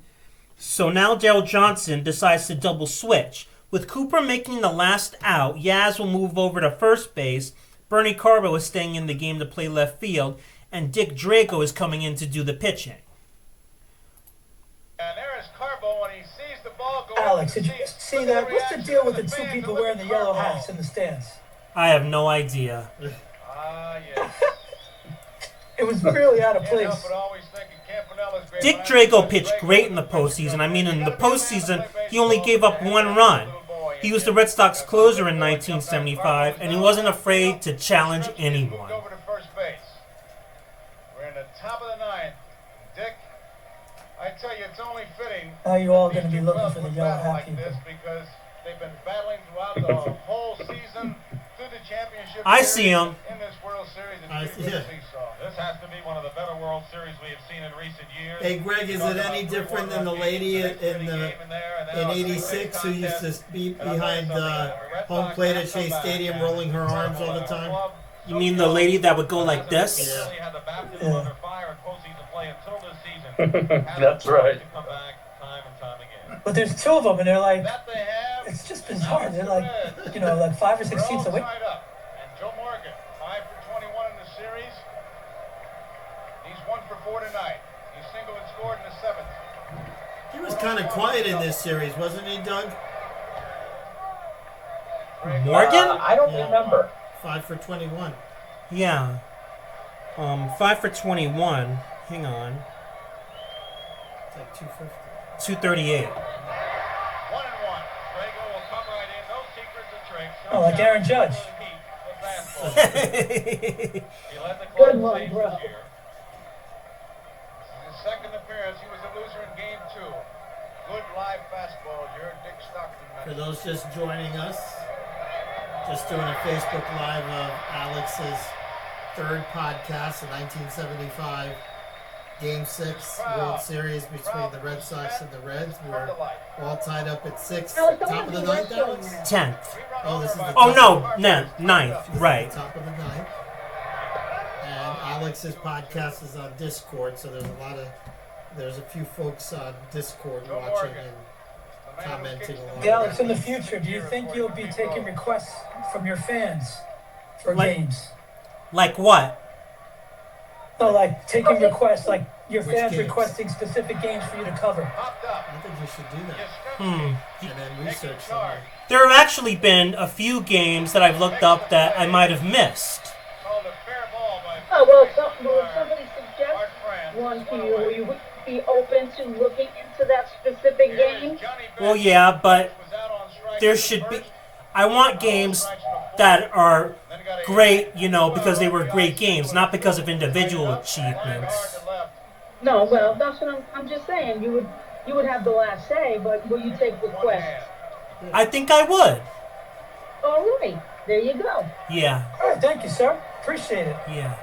Like I said before, I've looked up, and maybe there are a few games that I might have missed. How about Game 7 of the 1975 World Series? I'll mention that at the end. That's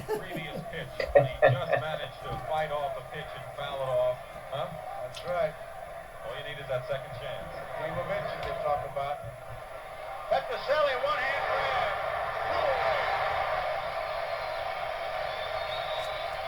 What did bench back this series? Did he have a good series? No, I think he hit I mentioned it earlier. In this series, he didn't have a good offensive series. 6 for 29, that's a 207 average. I also mentioned that, ever since he got run over at home plate, he was hurting, and he had to have 6 cortisone shots every 3 weeks. He said that he couldn't sleep at night, and whenever he tried to move his arms and hands back, it felt just like someone sticking a needle in him. So, Dean mentioned from the Red Sox point of view that the major controversy in Boston was that Johnson did not pitch Drago in the 9th inning of Game 7 and instead chose to pitch a rookie. Off the handle, maybe and then it ended up being a disaster. Foul territory makes the play. 3 up, 3 down. We go to bottom of the 9th. All tied. Cincinnati 6, Boston 6. So in this inning, it's worth mentioning that in this inning, when Drago retired the 1, 2, 3 guys, he retired 3 Hall of Famers, Morgan, Bench, and Perez. You got to give it to the Red Sox bullpen for keeping the Reds in check in this game.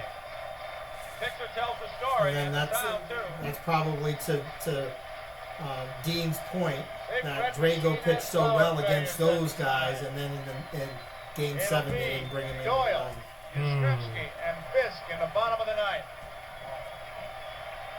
Red Lynn. It's the meat of the lineup. Look at those 3. Carl Yastrzemski, Carlton Fisk, and Fred Lynn. Man. But I found it interesting. They said they put 4 guys. I don't remember that ever being a thing. Good point. And you've used just about everyone. He has McEnany who hasn't appeared, but he doesn't have many more. High, ball 1.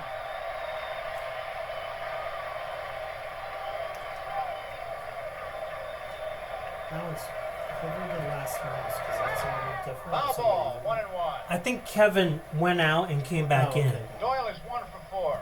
He bounced out Perez to the pitcher. Double to right in the 3rd. Yep, I'm back. I was just charging my phone and had a little issue myself. Yeah, that's what I think happened to Dad. Yeah, that's what happened to Dad. And Cousin Albert's watching from, I think he's still in Missouri.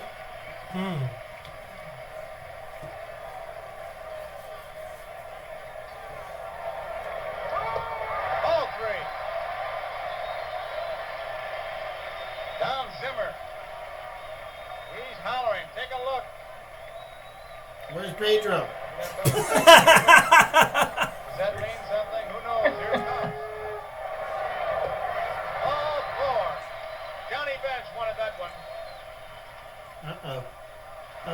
4. He wasn't sure that was ball 4. That's the thing. That's because Johnny Bench didn't think it was ball 4 either. Now what do you do, Dick? Well, Joe, man on first, nobody out. You want to get him to second. However, Carl Yastrzemski, I believe, has not sacrificed at all in 1975. Wow. That's right. Will he bunt? Will he ask him to bunt? If he does, it'll be the With a great hitter like Yaz, who needs to bunt? So this will be interesting. Here it comes. He squares around. Oh, wow, Greg. Fouls it off. That's amazing. He's got to get a run. That is something. He didn't bunt the entire year, and the coach in Game 6 in the bottom of the ninth asked him to bunt.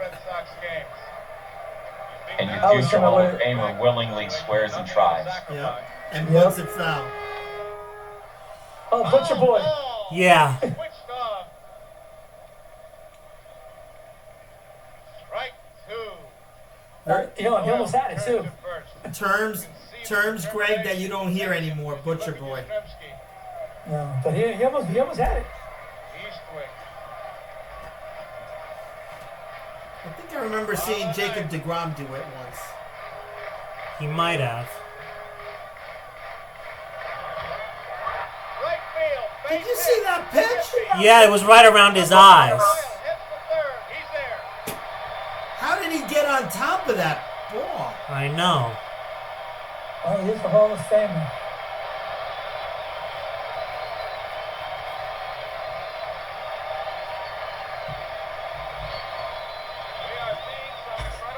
Look at the triangle pennants. I used to get them every game I went to in the 70s and 80s, man. We have so many of those things. Now in a very enviable position of having runners at first. Yeah, we put them on the walls, right, Doug? Yeah, we used to put them on the Yeah, wall. I'd get autographs. They were great for getting autographs. Oh, they gotta bring that back. So another thing they gotta bring back. I still remember They gotta there bring used back to be. the bullpen carts and Yeah. and the pennants. Those bullpen cards are the best, man. And they used to sell, if I remember correctly in the ballpark, they used to sell a packet of pennants for each team, and you'd be able at home to post them on your wall as the standings changed. So now with I remember that. That's cool. runners on the corners, Sparky's gonna go to Will McEnany. Oh, there you go, Greg. Who opts to take the ride. Yeah. What is he thinking while he's getting around again? I would have loved to have done one of those one time. Alex, what picture number is it? What pitcher? No, how many pitchers? I would How many say. pitchers have the Reds thrown in this game, including this guy? Let's see here. Nolan, Norman, Billingham. I believe the next one was Clay Carroll, Pedro Barbone, Raleigh Eastwick. I believe this is the 7th guy to come out of the bullpen. And there's going to be one more. Amazing. That's just amazing. That's why they lost the game. Well, I mean, think about it, though, Greg. In these games, even now, all hands would be on deck in Game 6 or 7. If you needed to. Yeah. I mean, this is essentially a bullpen game. But on the other side, right? What's his face went almost 7 innings. Correct. Two totally different managerial strategies. That's right. I think we should talk about the next game, though. Game 7, Will McEnany winds up in Johnny Bench's arms and on the cover of Sports Illustrated, baby. We will mention that at the end. Oh, good. I think that's when we'll lose Keep the audience around. I'll be here. I think that's when we'll lose Dino on Facebook. Did you do you have a copy of that Sports Illustrated? I don't. I was just actually reading today, coincidentally, how Will McEnany went back to his hometown in Ohio and bought every copy of it and still has it. And Bench is on 5 SI covers, and he said that's by far his favorite, even though you can't see his face. How many outs here do we know? None so so far right now. So they get out of the city? Yeah. Wow. You'll see how. For the second time, they're going to walk Fisk to pitch to Freddie Lynn, lefty-lefty. He's got to go get it. He's got to let out. So it'll be a battle, a good hitter against a good pitcher. How much tighter a spot, how much hotter a seat can you want than the bottom of the ninth? I do miss intentionally walking. The whole 4-pitch. I love this. Oh, forcing them to do it. And there were some pitchers who couldn't. Yeah. There goes Carlton Fisk to first. Oh, that reminds me. Greg, didn't that look like Keith Hernandez talking to Carter on deck against the Astros in the... He had a base hit in the eighth. No, I'm sorry. He was talking to Strawberry when he made the fist bump. No, I think that was in Game 6 in '86 in the World Series when he went like this. No, I thought it was Game 7. High fly ball, left field. Foster's got a shot. They're tagging up at third. Here comes the throw. It is in time. Wow. That was a great tag by Bench. Yeah, there was a few things about this play. Now, George Foster, he's right on the line. He's shallow enough that he knows he has a shot at him. But he's so close to the stands, he could have hit someone. Because he's right on the line, he could have thrown it on the line. And if he did, chances are it could have hit Doyle. So Don Zimmer, who was the third base coach at the time, when the ball was hit, he said to Denny Doyle, "You can't go. Don't go." Unfortunately, all Denny Doyle hears is the word "go" twice. Wow. So as soon as he takes off, Zimmer screams, "No, no, no!" And Doyle hears "go, go, go." Now, and as you mentioned, Dad, Bench made a great play being agile enough to get the throw and then come back to get Doyle, and it was a bang-bang play. Johnny Bench said that Will McEnany actually crossed him up. He called for a slider, and McEnany threw him a fastball instead. He said that if Fred Lynn hadn't swung at it and hit it, he wouldn't have caught it, and it would have been a wild pitch and the game's over. What frustrated Bench so much about it was that he had been working on the signals with McEnany for 8 months. And after the play, he went to the mound and confronted McEnany. "Will, I called for the slider!" And McEnany responded by saying, "Well, sometimes those things work out, don't they?" Fred Lynn said that he felt awful because he felt he had blown the opportunity for the Red Sox to win. He felt that he could have hit it further, and so Denny Doyle could have scored. Boy, that was an amazing story about Don Zimmer and what he said to Doyle. Yeah. Alex, that's amazing insight on that. Thank you very much. Yeah. All I could think about when that ball was going up in the air, and when Foster caught it, and you see the fans kind of backing up, which is amazing because the game was at Fenway. Mm-hmm. Is that they were lucky that Steve Bartman wasn't there. Yeah.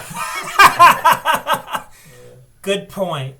Okay, so hang on. Rico Petrocelli grounded out to end the inning, so we move ahead to the top of the 10th. And hey, Kevin Gleason, you're on, right? In this game, this 6th game, key home runs. Carbo. Kevin. By the way, that's terrible base coaching by Zimmer, by the way. Let's not forget about it. That is terrible base coaching. How? I tell you, they'll be talking about you can't say don't go. Yeah. You gotta. I agree. Yeah. I think any third base coach would say that. They say hold or stay. Yeah. That's terrible. But in the end, though, I think it's a good call to send him anyway. You can win the world. You can win the game right then and there. You need a perfect throw to get him out, and that's what happened. But I think you got to send him to try to win the game. But with no outs. But I'm saying he was trying to hold him up for double that. Yeah, I mean that's a good point, Alex. No outs. Is Ken Gleason on?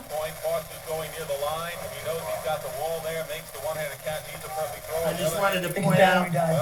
Our friend Mr. Kyle Scott has joined. That's what's great about baseball. Just recently signed with This was a very dramatic moment, though, for a very Campbell D1 football representing Middletown. Doubled home the 2 runs that put the Reds in front in the 7th inning. Will lead it off here in the 10th against Drago, who retired the Reds in order in the 9th. So this is the top of the 10th now, right? That's correct.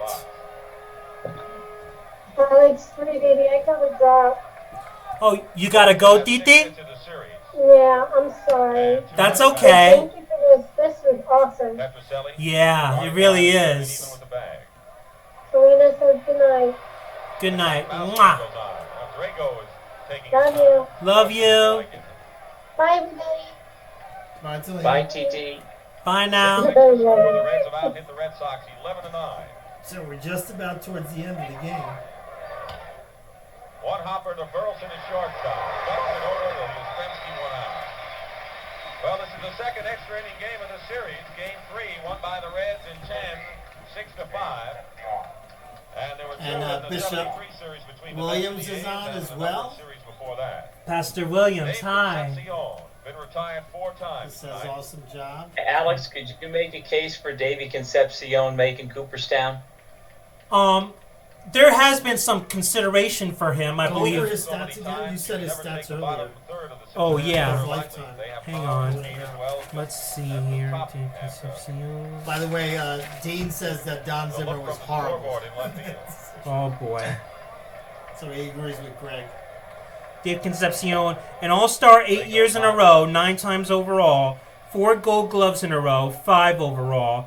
Back-to-back Silver Sluggers on the Reds' all-time list. He currently ranks 9th in extra base hits, 8th in walks and RBIs, 7th in runs scored, 6th in total bases and stolen bases, 4th in doubles, 3rd in hits, and 2nd in games played, at-bats, and singles. Do we know how many career hits and stuff? Oh, that I gotta look up. I mean, defensively, I don't think it would be wrong if this entire Reds infield made it to the Hall of Fame. Obviously, Pete should be there, but Davey to me belongs as well, along with Morgan and Perez. Well, Morgan is right. Skip the stats. Skip the stats. Morgan is Dave Concepcion, 950 RBIs, 2,300 hits. 2,300 hits is a lot. Yeah, you know, my comp for him is Nomar Garcia-Parra. That's my comp for him. So I personally don't think he's a Hall of Famer. But Davey did it a lot longer. Nomar fell off the face of the earth when he left the Red Sox. Yeah, he did. I think that what kind of would push me to say yes for him are the defensive matrix for him. How many gold gloves you said? 8. 9. 9 gold gloves. 8 of them in a row. Yeah. 9 gold gloves. That's an entire decade of gold gloves, just about. And that's in the same league with Ozzie Smith. Yeah, that's impressive. And by the way, on AstroTurf, right? That's right, at Riverfront, which is a lot faster speed. And he mastered the throw to first by bouncing it over there on that turf because it would pick up speed. Very interesting conversation. And Dean says that Darrell Evans should be in the Hall of Fame. Darrell Evans. Not Darrell Evans. Dwight Evans. Dwight Evans. Darrell Evans is pretty good too. McEnany, now with the jacket, is on the top step of the dugout. Some really interesting conversations about that. Louis Tion's numbers. Dwight Evans' numbers: 2,400 hits, 385 home runs, and over 1,300 RBIs. He should be a Hall of Famer, in my opinion. 380. How many home runs? 385. 385 home runs with 2,400 hits should get you in the Hall, in my opinion. Yeah. Yeah, but Alex, what was his war? His war? I'm not really. And he was a pretty good outfielder, right? Yeah, and he'll prove it later on in this game, which we'll get to. Was he? Did he win Gold Gloves in the outfield? 8 of them. And he won 8 Gold Gloves. He should be in the Hall of Fame. Dean's right. Drago has not yet pitched to the batter Geronimo. And I do think there's something to it. Both those guys were overshadowed by their teammates. Yeah, Jim Rice. Yeah, you're right. Drago, the third Yeah, Red I Sox do. pitcher, Yeah, I Leon 100% worked 7 agree with innings that. plus, allowed 6 runs on 11 hits. Barrett worked an inning, and Drago in his second inning of work for the Red Sox. That's like recently somebody was comparing Posada's Diving back and losing his helmet. Yeah. career stats versus, was it Johnny Bench? I think it was. Really had Concepcion leaning. And they were very similar, but to your point, Posada gets overlooked because of all the other stars on the He team. was leaning. Absolutely. I think that's the perfect analogy. Pretty good move on him. He popped the shoestring with that one. Strike one, the count to Geronimo. 1 out, and Concepcion the runner at first. He got back.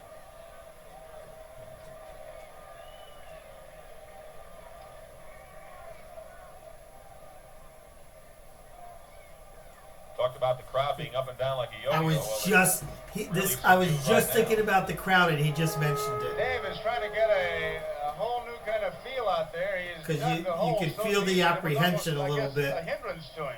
In the crowd. They're kind of. Before the game with Morgan to measure. Sorry, back to Concepcion now. How many career home runs did you say he had? Strike one, the count. Only 101. Concepcion with a good lead at first. Okay. We're in the top of the 10th He's a inning. big guy for not having that much power. He doesn't go. The fastball is outside. Oh, he was tall and lanky. Hey, Doug, was Riverfront considered a hitter's ballpark? In his last 3 Yeah, seasons, Concepcion it was. has been successful in about 85%. Because I know the field now is, but I wasn't sure Riverfront was.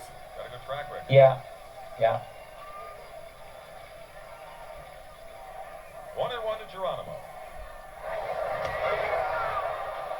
Again. Get that uniform dirty. He's looking to steal, huh? Yeah. Against Fisk? Yeah. That's a big lead. Yeah, it is. Beyond the cutout. 6-6 the score, 10th inning. There goes the runner. Swung on and missed. The throw is high. Oh, I thought that was almost a great tag. I don't know. Instant replay might have called him out. You never know. And I got to tell you, that Carlton Fisk made that close. Had a great jump. I was just going to say, ooh, he might have got him. He might have had him. Got him on the arm. Yeah. I think he got him on the arm. The throw is just simply high, and he slides under the tag. The ball was there ahead of the runner. Oh, he was out. He was out. He was out. Attempts and Come on, Joe Garagiola. Look at that replay. Base percentage. And the lead run is in scoring. I got to tell you, that was an amazing throw by Fisk to get rid of it as quick as he did, because that guy had a huge jump. Wait, I missed it. What was his stolen base percent? 74 out of 86. That's over 100%. 800 percentage. Or 80%. 80%. And we were talking earlier about the helmets without the ear flaps. I got 2 trivia questions for you, Alex. What's that? Who was the last major leaguer to play in a game without any ear flaps? And who was the last major leaguer to play without any helmet? They both were grandfathered in after the rules changed. Who were those 2 guys? I'd have to look that up. Who was the first? What was the first question you asked? So is one of them George Scott? No. Who was? Who was the last guy to play like Cesar Geronimo right there without ear flaps? And of course, so, when the rule changed, you were grandfathered. If you were in the big leagues at that time, you could still do what you wanted. And that's how, in 73 or whatever it was, the last guy to play in the big leagues without any helmet at all, because he had been in the big leagues when they made the switch. Why does the Was name it Ron Duguay? 2-2 now. Ron Duguay? It says Yes, Ranger forward. How about Vic Davalillo? the It last would have been criminal to cover up Ron Duguay's hair. MLB player to hit without ear flaps is, thanks to being grandfathered in, was Hall of Famer Tim Raines. Yes. And the other guy is not a Hall of Famer, but he is a Red Sox. I would expect Dean might know the answer to the guy who's the last guy to play in the big leagues without a helmet at all. Let me ask Dean. So, Dean, the question was, who was the last player in the major leagues having been grandfathered in to not wear a batting helmet? And he was a Red Sox according to Doug. So we'll give Dean a couple of minutes to see if he can come up with the answer without Googling it, Dean. I already got the answer, but you want me to keep my mouth shut about it? Yeah, until Dean tells us he knows or he doesn't know. Alex, reset the stage here. Where are we? Yeah, where are we? Top of the 10th. Top of the 10th. One out, I believe. And we're tied at 6. Right now, it doesn't look like any of the outfielders Runner at first or second? Runner at second. Okay, thank you, sir. And a runner who should not be on second, according to... Talk about piss poor swing. It's also a foul tip held onto by Fisk, and that's why there's a delayed call. You can watch that. Dean says he has no idea, Alex, so who was it? Bob Montgomery. Is that right, Doug? Yeah, backup catcher for the Red Sox in the early 70s. And there it is. Well, we're going to see the only person on this planet who would have known that is you, Doug. I'm sorry. Why do you think my wife is so happy to have me on the road so much? So Dan Dreesen is going to pinch hit. 10th on the Reds list in walks. Dan Dreesen is a member of the Reds Hall of Fame. Really? Yeah. Do you mean to tell me you just gave us a trivia question about a backup catcher? From 50 years ago, yeah. And Dino and Doug, Dino just reminds us that he was also a Red Sox announcer.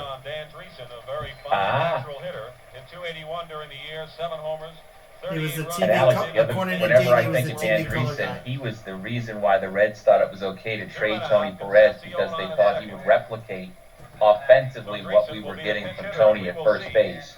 And while he was a good hitter, it was the whole locker room, clubhouse, dugout stuff that was lost, because Dan was just a young kid from South Carolina who didn't have that personality to be able to deal with Rose and Bench and the two factions in the clubhouse, that you were either a Rose guy or a Bench guy. That's a really Who was the general manager at the time for the Reds? And how we missed it constantly last year. It wasn't there, and it was there in 24. Yeah. Even back then, you need a guy in the clubhouse to keep together. Who was the Reds general manager back then, Doug? Do you remember? The Reds general manager, I think it was Bob Housen. Is he the guy who made the trade for Seaver the following year? If he was still there, Housen was the guy who put the big red machine together, so like made the trade for Joe Morgan with the Astros. But I would think in 76 he'd still be there after having just won the World Championship in 75. Yeah, you're right, he probably was. Yeah. You're saying Doug Flynn and Pat Zachary didn't work out so well for you? And Steve Henderson. Don't forget him. Hey, Alex, Dan Dreesen. I remember Dan Dreesen. He was a nice player. Yeah. What organization did he play most of his career for? Let me see. He had a nice career. I think he had a decent career. I know what you're saying. Doug probably knows. Yeah, he had some good years. But where did he come from, Doug? He came up with the Reds. Yeah. He played for the Reds, then the Expos, and the Giants, then the Astros, and the Cardinals. So here we go. Set the scene, Alex. Yeah, so bottom of the 10th, Pat Darcy, normally a starter, is going to come in. In 75, he was a 25-year-old rookie. He went 11-5 with an ERA of 3.38. He became the fourth starter when Don Gullett got hurt. On MLB's 20 Greatest Games, he told a funny story about Sparky Anderson taking him out of a game. As Sparky was about to give the signal to the bullpen, Pat said, "No, Sparky, I feel fine." But Sparky responded by saying, "You'll feel better in the shower." He said Sparky didn't like pitchers being too cocky. Pat Darcy said he got into trouble with him a few times because of that. And pitchers weren't supposed to talk to Sparky when he came out unless he asked you a question. Interesting. Did you see that graphic, Greg? This is their 8th pitcher. Yeah. Yep. That's a I good remember series. Pat Darcy. Is he a good pitcher there, Doug? Has 4 runs batted in. A homer. All I remember about Pat Darcy is what he's about to do in this inning, which kills me. So I really don't know. No, it's not this. It's not this inning, Uncle Doug. It's not. No, it's the 12th. Oh, we still got to go to the 12th inning. I thought we were He was dog shit in my book.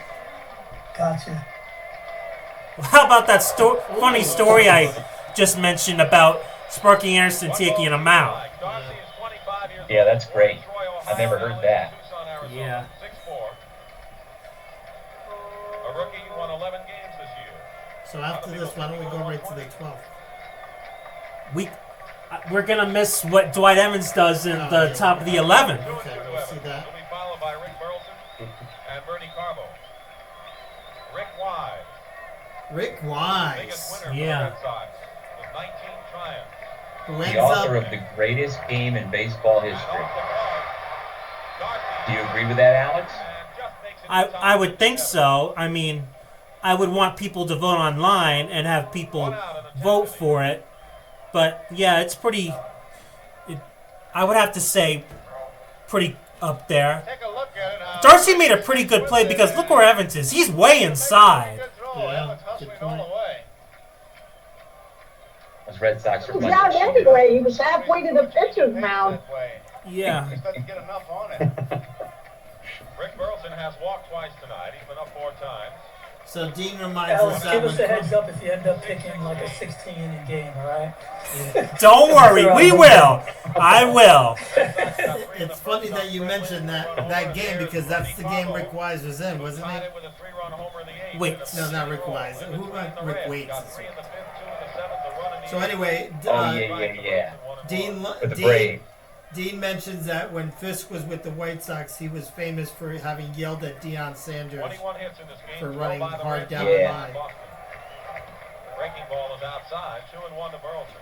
And for those that don't know, the game Alex and I were talking about, Rick Wise threw a no-hitter and hit 2 home runs in the same game. Yeah, I remember that. Pops it up. He was he with Cleveland at the time? 2 down. Well, here's Carbo. No. Phillies or Cardinals, Alex? What was he, Philly or pitch for Cardinals? the Indians, didn't he? I think he did it with the Phillies. Yeah. He never pitched for the Indians, though? I have to look that up. Yeah, I'm not sure. He did pitch for the Indians for 2 seasons. Doc Ellis throwing a no-hitter on LSD? Oh, yeah, I remember that. Oh, yeah. I hadn't thought about. Yeah, that's right up there too. Yeah. But yeah, Rick Wise did pitch for the Indians when they were really, really bad, if I remember correctly. Yeah. What years were that with the Indians? 78 and 79. Okay. Those were weren't those the years when they used to have 2,000 people in 80,000 seat municipal stadium? Yeah. And their uniforms were hideous. Carbo took something off that pitch, 0-2.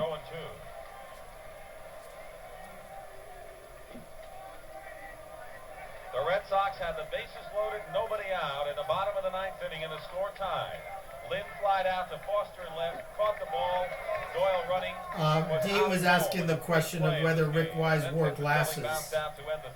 I think he did, but I don't think he wore glasses when he was pitching. So he hit the 2 home runs. Does he come into this game here, Alex? He might have. I don't think so. Okay, you just saw him in the bullpen warming up, but he didn't get in. I saw him. I don't think I may have saw him with glasses. No, Uncle Doug was asking him if he came into the game. No. Oh, did he come into the game? Yes. Yeah. He does come in, so we'll see him on the mound. Yeah. Okay, so the third thing that needs to come back to baseball, which is the ugly pitcher's jackets. Yes. They always have to were. carry them in from the bullpen and hand them off to one of the bat boys. Well, pitchers don't hit anymore. That's the thing. Yeah, I know, but still, make them wear jackets. Make them wear ugly vinyl jackets. What can you say? What can you point to in this game? They used to wear them in the dugout while they were resting. Yes, that's true. You know, nobody's made the comment about the sideburns anymore. Oh, yeah. In the 72 World Series, wasn't it hairs versus squares? You know, hairs as in mustaches, squares as in sideburns? Yeah, you're exactly right. The Reds didn't allow for facial hair, and the A's got paid money by Charlie Finley if they grew mustaches. They got $50 bonuses if they grew mustaches. Ooh, $50. Should the Red Sox win it, we'll be right back here tomorrow night, 8 o'clock Eastern Time.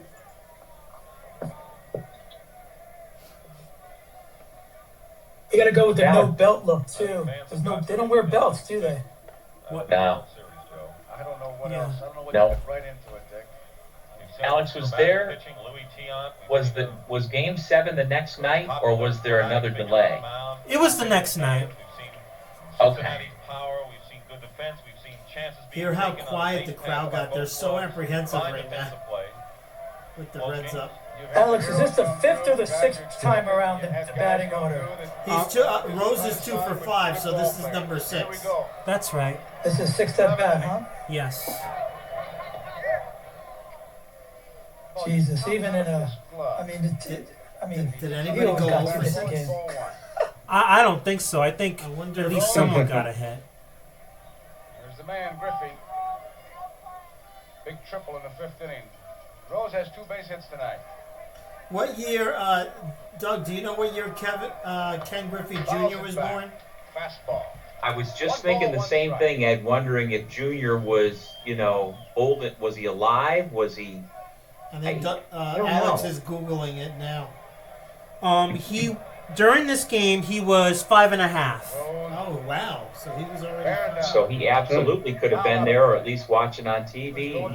I think Ron Darling said that he was in the center field bleachers during this game. Oh, that Ron Darling went to this game? Yeah, after all, he did grow up a Red Sox fan. He said that Tony C was his favorite player, and Tony C got hit on his birthday, and Ron said that ruined his birthday. Oh, you're saying Ron Darling was up in the stands. I thought you were saying Ken Griffey Jr. was in the stands. You're saying Ron Darling was in the stands as a kid growing up in Massachusetts. Correct. I gotcha.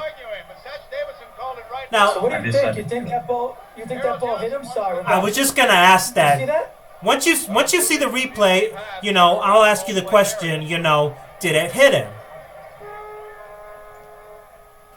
Well, Satch Davidson called it right away. I mean, Rose is smart. He sold it. Oh yeah, he did. This was heated. Whatever he is saying to And there's big wads of chewing tobacco in their cheeks, too. Doesn't Carlton Fisk look like the guy in Major League who caught? Yeah. You mean Jake Taylor? Yeah. Here comes the replay. Does it hit him? No. Maybe it caught his Charlie shirt. Hustle. Might have caught his shirt. I think it might have. It didn't hit his body. It might have caught his shirt. He didn't sell it. He was going to get back into the batter's box. Wow. I don't know. I don't think he hit him. In any event, Rose is on. He's on. Here is Griffey. Oh, almost a balk as Yastrzemski broke in to protect against the bunt, and luckily Drago completed his throw to first base, or it would have been called a balk. Yastrzemski at first base. And yes, Dean, it is Dick Stockton on the call. It is. Outside. Dick Stockton, Joe Garagiola, and Tony Kubek. Taking a good look now at third base coach Alex Grammas. Yeah, man. Ken Griffey was cool. Griffey. There's Yes. Grammas. Griffey tripled in the 5th. He's Oh, singled cool in the dude. 7th. We're all tied 6-6. Nobody out. Pete I mean, Rose his son was him. I mean, look at Yeah, that. 100%, Greg. And their mannerism, they were quiet. high. Ball Right, 2. Ken Griffey, right, Doug, was a quiet guy on that Reds team. Once again, Griffey takes a look. He was a what Very guy? quiet, yes. Managers Yeah, have been yeah, known to yeah. switch when that Quiet. batter gets ahead. 2 balls and no strikes. Yeah, absolutely. And I always thought that Junior was a Senior was a product of his generation as a speedy, left-handed black guy. You were supposed to slap the ball around and put it in play. Wow. Where his son was allowed to swing from his heels as the next generation and was the superstar he was. I'm wondering if I don't think that was a planned punt. That wasn't a sacrifice. I don't think that was a sacrifice call. Griffey bunt. Oh, you think that was trying to bunt for a hit, Ed? I think he tried to bunt for a hit the way he came about, and I think that's the reason why it looked like Rose got a late start from first base and didn't beat it out.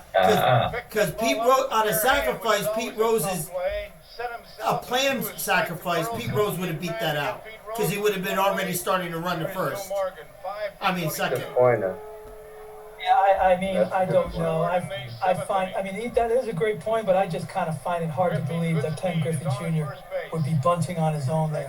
Well, he, right there, I mean, he didn't do a square around, for sure. He did not square around to bunt like you normally would on a sacrifice. It was a surprise. He masqueraded. If it was a sacrifice, he masqueraded the sacrifice because he didn't square around normally. I mean, you could be right. It's just a terrible baseball play. If he did. Morgan waiting, 1 out. That coming from somebody from the 2020s.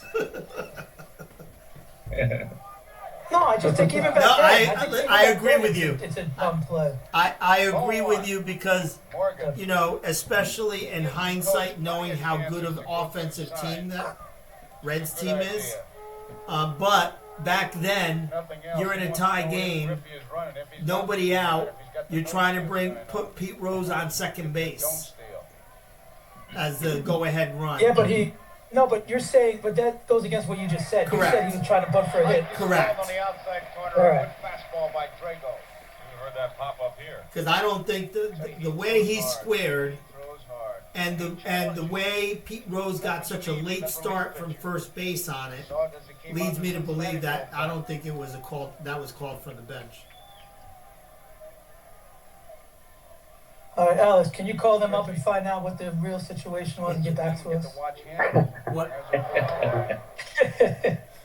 And Dean mentioned, and we kind of forget about the fact that we were talking about the play, but that was a great throw by Carlton Fisk to second base.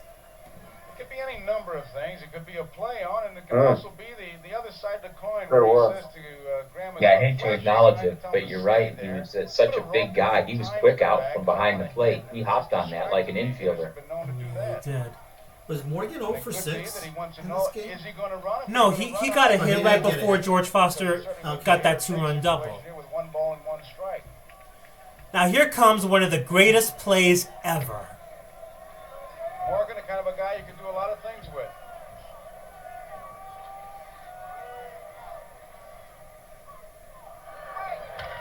Well hit, right field, deep. Evans is going back near the wall, and oh, what a catch he made! What a catch by Dwight Evans, and it's a double play. Wow. Griffey didn't know what happened as Evans made a spectacular catch and takes. Yeah, that was pretty good. Yeah. I didn't realize. I knew of the catch, but I didn't realize it was a double play. He knew where he was. One-handed catch. Crashes against the wall. Now his throw is off the mark by about 20 feet to the right of first base. Burleson covered the bag. The double play. Big play of the game. Is that Denny Doyle? Is that Denny Doyle heads up and from his position at second to get over there and cover first? Was that Denny to get it from? That was actually Burleson. He just said it was Burleson. It was Burleson. So the shortstop was over there? Yeah. I can't believe that's awesome. That's freak. That's a Derek Jeter play. Am I wrong? Yeah. I thought the same thing, Ed. That's great heads up on a cutoff play. No. Hang on. I want you guys to hear from Dwight Evans himself. Hang on. Is he going to tell us if Ken Griffey Jr. bunted on purpose? No, he's not. This is about his catch, Dad. Doug, you're a Reds guy. You're in the business. If you ever see him, ask him that question. I will. I already put that in the back of my head that if and when I ever encounter Griffey, I'm going to ask him that. when he... Hang on. Yep.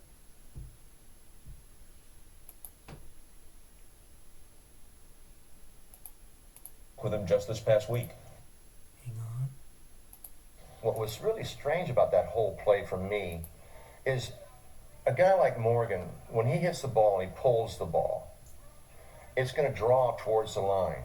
So my natural instincts are to turn to my left and go towards the line a little bit because the ball is going to carry to my left. And you see this, I am moving to my left. Now I've got to go back.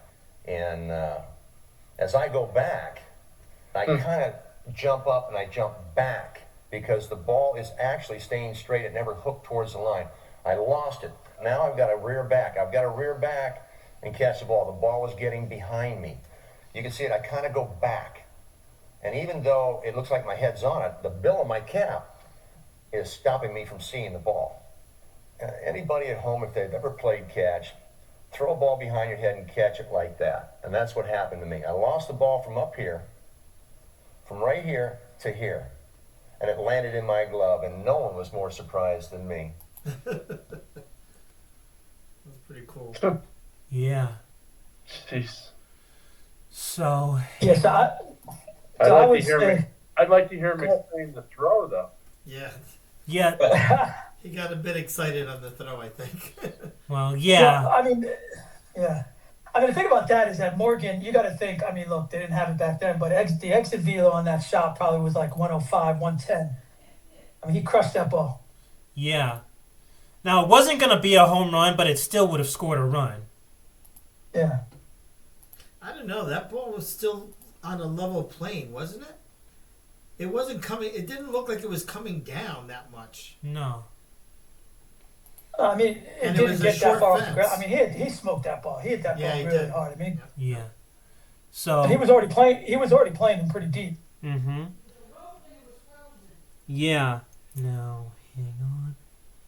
Pat Darcy gets the Red Sox out 1-2-3 in the bottom of the 11th. We move ahead to the top of the 12th. Rick Wise, normally a starter, makes his first relief appearance of the year. So this is the last inning, correct? Yeah. Chance to see Joe Namath bounce back. Cincinnati versus Atlanta. Those Bengals have been playing good. Denver versus Kansas City. Pittsburgh is at Green Bay, and Green Baltimore Bay at the Jets. There you go, Eggman. Against the Raiders and Miami and Buffalo. O.J. Simpson. Those Miami Dolphins. That'll be a beauty. Tell you what, there we go. We got O.J. Simpson made your podcast, Alex. Yeah, he did. Jack Buck will be there. Grandstand will be in. He got it all tonight. Sure did. Live events every Sunday. We'll have the complete scores, the action highlights. In fact, this past Sunday, we were here. We were given reports on the weather conditions here, and then we went back to the hotel, watched some of the highlights. What you should do. Dean made a good point that in listening to Evans, you kind of hear how he planned, it didn't go the way he thought it would, but how he planned that whole play. There you are. NFL football doubleheader with Grandstand on Sunday. That's a good defensive player right there. Mm-hmm. When you're thinking that way. Dick Stockton. Eggman, Dean can hear us, right? Yes, I believe Well, he you know, can. Dean, you can hear everybody on the podcast, right? And Rick Wise. Well, it's like Dwight Evans said. I think Dewey was more surprised than anyone. Red Sox pitcher and the 12th pitcher to appear in this game, which is a new World Series record. The old mark 11, twice previously, a 67. Is Rick Wise wearing glasses? Red Sox in St. Louis. It doesn't look like it. No. I don't think so. No. But a new record established 12 pitchers in a and game. Dean said yes, Doug. He can hear you. Okay. Lost 12. Will be the fourth Red Sox pitcher. Louis Tion worked 7 innings plus, gave up. Hey, Greg, did you see that record? And also for Rick gave up Wise? 11 hits. Moret pitched an inning. Drago. I did not. 19 and 12. 19 and 12. 31 decisions. Dwight Evans, game-saving catch, you might say. And now Rick Wise, who, as we said, did not relieve this year or last year. Oh, he is wearing glasses. Oh, he is. Yes. Yeah. There's your answer, Dino. He's wearing glasses. I could have sworn he wore glasses. The spot that you'd like to get an idea of. So he looks like he's laboring, just throwing I always like the warm-up one in pitches. the upper right-hand corner. I knew he did later in Watch career. those pitcher's eyes. Looking down again, and here he comes. that over-the-shoulder kind of peep look. Very deliberate pitcher. Likes to take his time. You'll see him step out the mound and wipe his brow from time to time. He has not been that good at holding runners on. Concentrates a lot, but mostly on the batter. So Rick He had a Wise, very who, strange relies delivery. Burying on him. a good moving That's fastball. awesome. He's that times he was Steve Traxel It's of his almost day. like his arm didn't go all the way back. That is a fabulous analogy, Doug. Steve Traxel of his day. Just go right down the line and Oh, it's find a brutal. hero among Carbo, Lynn, Evans, Human rain Foster, delay. Those numbers. Yeah, Rose, like Mike Hargrove. He was the Doyle, pitching human rain delay. Diaz, Named just about everybody. Fisk. That's the kind of game it's The managers made a wise choice by having starters come in from the bullpen in case this game lasts a long time. Facing Rick Wise as we go to the top of the 12th inning of a 6-6 game. Fastball. And Johnny Bench catching 11 innings coming up to plate. They play Bench as a pull hitter. Popped up to the right side. Fisk going after it, and Pudge makes the catch and sits down. Fisk Take, made some fine take that. plays. So that's the example Freddie Lynn should have used earlier, going to the fence and then coming back. He's got his sights on it. It looks like it's going in the Hey, stands. by the way, and Very good. didn't, I know you've been talking about them catching all these innings. Didn't Will Smith just catch every inning of this last World Series? Oh. Because I could never make the play. That's why. If you can't do it, you appreciate somebody who can. Tony Perez has a single and 5 trips to And the the plate. funny thing is, wasn't he out for a lot of the regular season for the injury? And Wise has his good live fastball. You'll see I the ball believe popping so. off of the For bat the Dodgers? and being I think popped up to so. the right side. And Wise near no-hitter this year. Had a no-hitter with 2 out in the 9th inning in Milwaukee.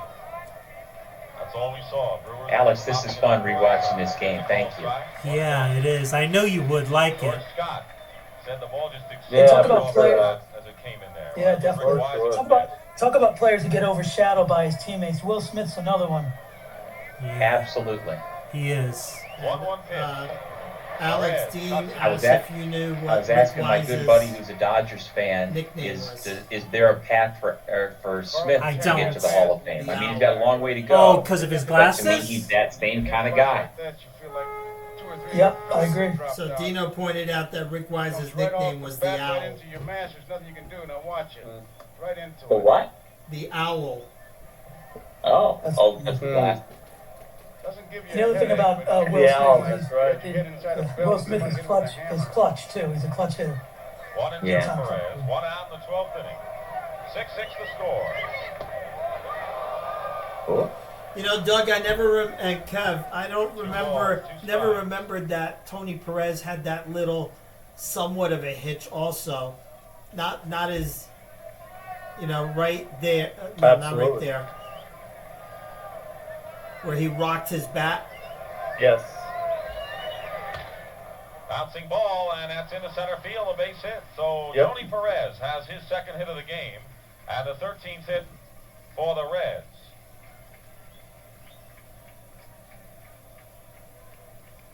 One thing that stands out, there's not a lot of walks in this They will game. bring up No, Jordan did I? Foster, Good point. who doubled home a pair of runs in the 7th inning to break a 3-3 tie. Geronimo, And on top of it, when wasn't it the 6th inning that the Reds scored to make it their 6th run? Teams have had shots since then. The Yeah, Red Sox they had the they same scored score. 2 in the Nobody out 5th. did not score. And the Reds had a I runner believe on, no, they scored line, 3 in the doubling 5th. off They scored Griffey. We've had 2 in the everything. 7th, and then 1 in the 8th. 1 out. Okay, so I'm way off. There's a strike on the corner. I was watching the monitor strictly when he was pitching to Perez, and he hit that outside corner, and Tony hit a good pitch and comes right back with a good fastball on the outside corner. George Foster was so cool with that black bat, with the mutton chops and everything.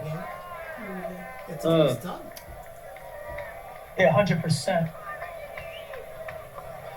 He fouled it off to the Like at that point, it seems to me nobody else was using anything but an ash-colored bat.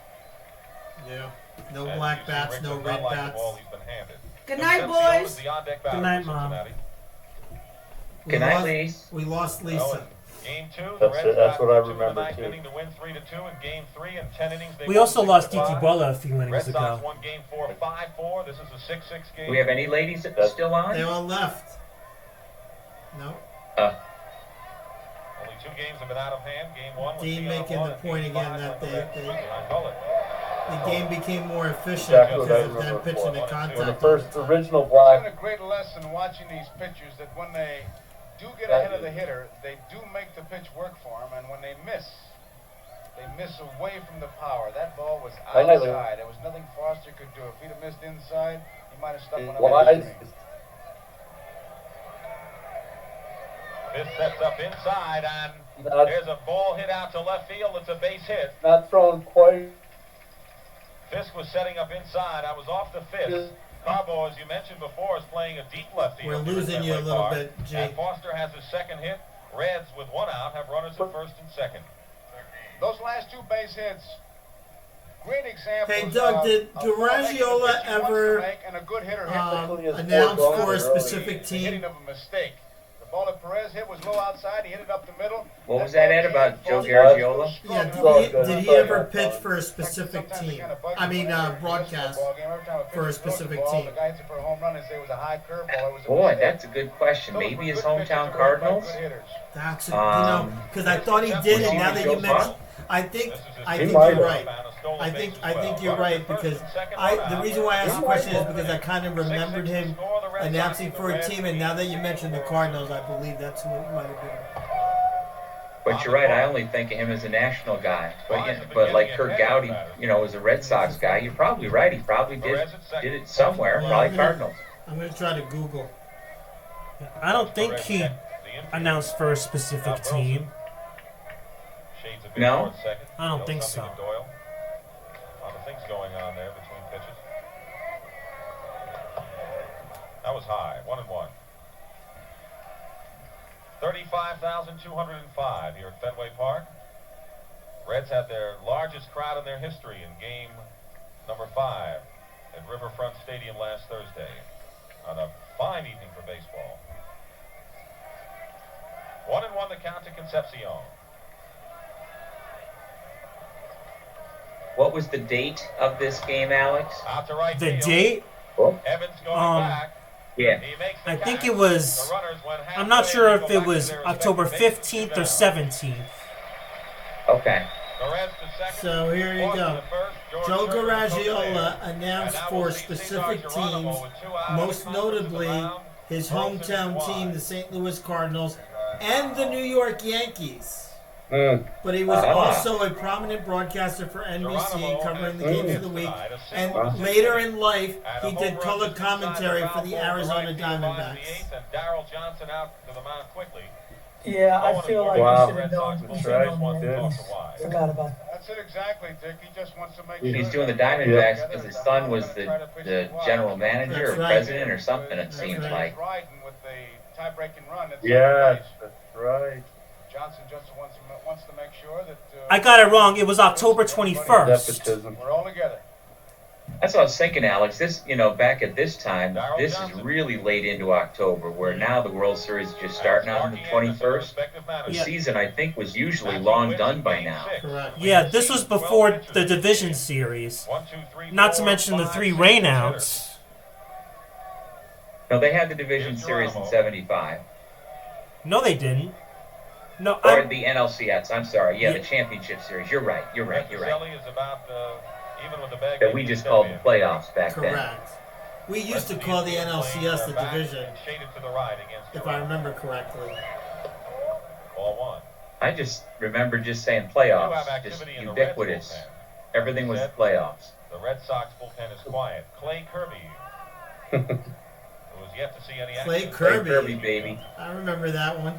Johnny Bench said that Clay Kirby was hurting and Sparky Anderson just couldn't use him. Did he come in here? No. Cesar Geronimo, when he was on the on-deck circle with Pat Darcy, he told him he was going to win it for him.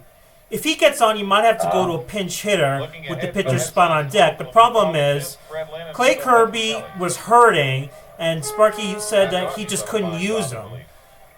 And, As we mentioned earlier, Sparky Anderson being Captain Hook is just like Tony La Russa, and they probably inspired today's managers to always go to the bullpen. Problem is, Clay Kirby is hurting, and he can't use Don Gullett because he has to save Gullett in case there's a Game 7. Wise is going to make him pitch. And Dino correctly pointed out the LCSs back then were only 5 games. That's right. So another reason why the season was a lot shorter, Doug. The LCSs were only 5 games. Cuts and misses. Yeah. That's a Rick Wise fastball at his best, and the count is 2-2. And he is spotting it well. Plus, of course, they were saving that Mr. November moniker for Jeter all these years later. Yeah, I hate to acknowledge it, but that was a great call by Michael Kay. Aren't many players That left was a classic. Cincinnati squad to use. Doug Flynn is one. Brettenman. Alex, which uniform do you have on now? Whose is it? Lindor. Gotcha. Strikes out Geronimo. There were 2 hits. Ah, Reds lead 2. good We go to choice. the bottom of the 12th of a 6-6 game. Alex, I'm telling you right now, you're going to get me in trouble with my wife.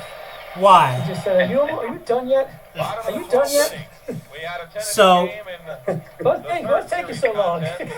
So, Carlton Fisk and Fred Lynn are on the on-deck circle, and Fisk said to Lynn, "Freddie, I feel something good here. I'm going to hit one off the wall, you knock me in. You drive me in." And Freddie said, "Sounds good to me." Pudge probably felt something good because he felt that Pat Darcy was his kind of pitcher. He was a good low ball hitter, and Darcy was throwing a lot of sinkers. 6 runs, 14 hits, no errors for Cincinnati. 6 runs, 9 hits, 1 error for Boston. And Doug, the background is Good stuff, Alex. Thank you. The background that Alex has behind him is a Christmas present from his aunt and uncle in Texas. What is it? I can't tell. It's a stadium. I don't know what stadium though. Is it a... Oh, okay. Yeah, It's I could a- tell it was a stadium. Nice. I didn't know if it was a specific one. It's No, great. I think it's a general one. And the wind blowing out. We've had 3 homers tonight, all the right field. All right, I have a feeling something big's going to happen here. Check out There's a ball. Dino's on pins and needles in Maine. He's dying to find out what happens. Doug, I can't watch it. I know. All these years later. It is tough. There One you thing go, that makes it Dino. okay is that we won the next night.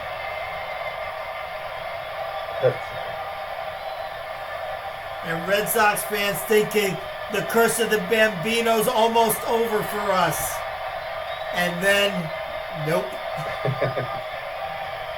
Look at those animals out there trying to get his helmet and his hat, and they just—it's amazing. Fans. Oh, yeah, I didn't realize the fans came on. Like the Chris Chambliss game, you know, that you're going to do where he pummeled him. We will have a 7th game. Yeah, Hank Aaron knocked over like 6 fans. His try. Yeah, Reggie pummeled a bunch of guys at one point too. All right, Alex, as I noted before, I got to go. Okay. Thank you so much. It was appreciated.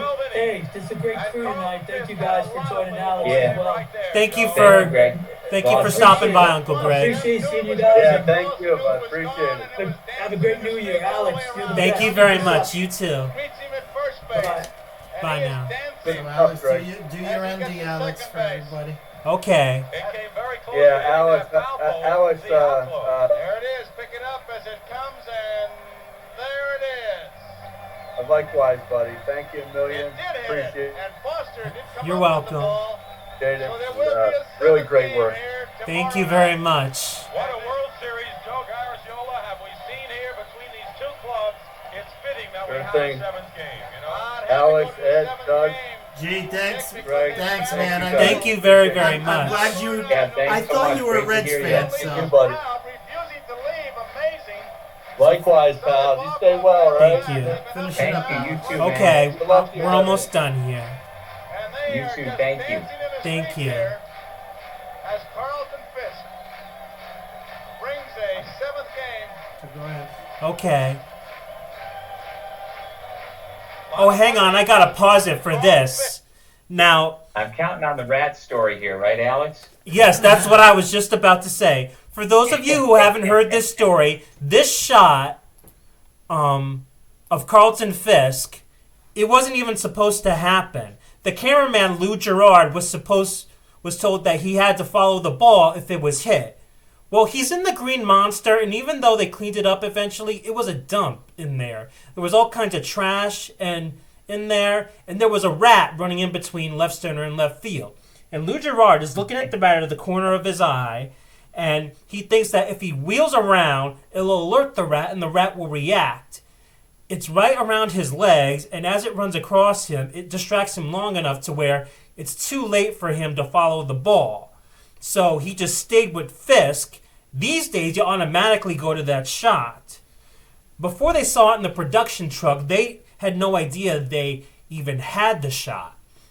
In the back of the truck, someone looks up at one of the monitors and goes, "Look at that! Look at that!" And once they realized what they had, they showed it. And not only was it one of the most iconic baseball film highlights of all time, but it also changed how network television views sports to this day. I mean, we're so used to it now. Instead of following the ball, they stick with the player and gets the reaction. Watch now. Hang on. That's awesome, Alex. That is awesome. How many steps did he take? Watch. It's too late for him to follow the ball. Get over, get over. He knew it. There it is. There we go. Yeah. I tell you, one of the more dramatic home runs in World Series history. The time he turned his attention back, it's too late, so he couldn't follow the ball, so he just stayed with Fisk. One of the most iconic images in all of sports. It happened by accident, but it was a groundbreaking moment.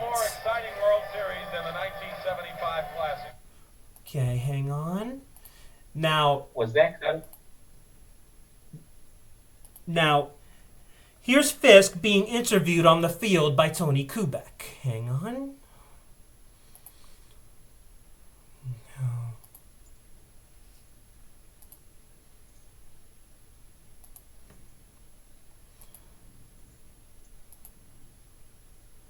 It probably had to be one of the best played, not only World Series game, but the best played game that has been seen in a long time.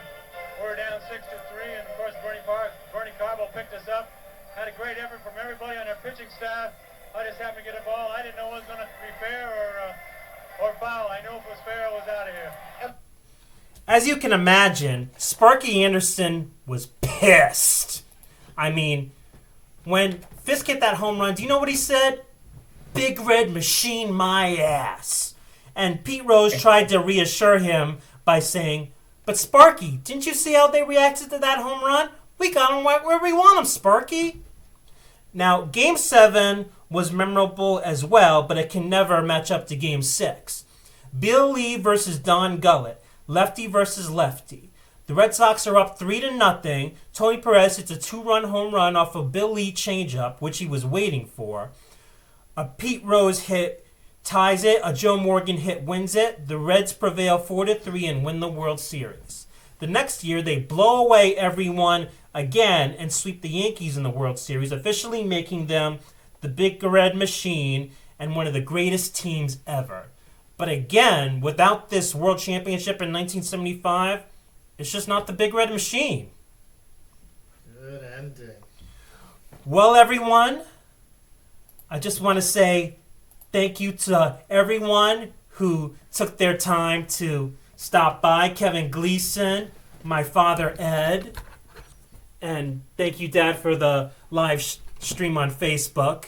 I also want to thank my mom Lisa, my Titi Buela, my Titi Amy, my Uncle Greg, and of course my Uncle Doug Sherman. And I just want to say, and Uncle Dean in Maine on Facebook. Of course. Jazzy and Nancy and Ed Diller and everybody, and Mart and Luce, everybody who showed up on Facebook. There were a bunch of people there too. Titi Amy and little Selena. I hope you've enjoyed watching the Alex Estrada Podcast. Just know I'll be posting every single podcast on YouTube and Facebook, my YouTube channel and my Facebook channel. We'll see you next time. Happy New Year. Adios, everyone.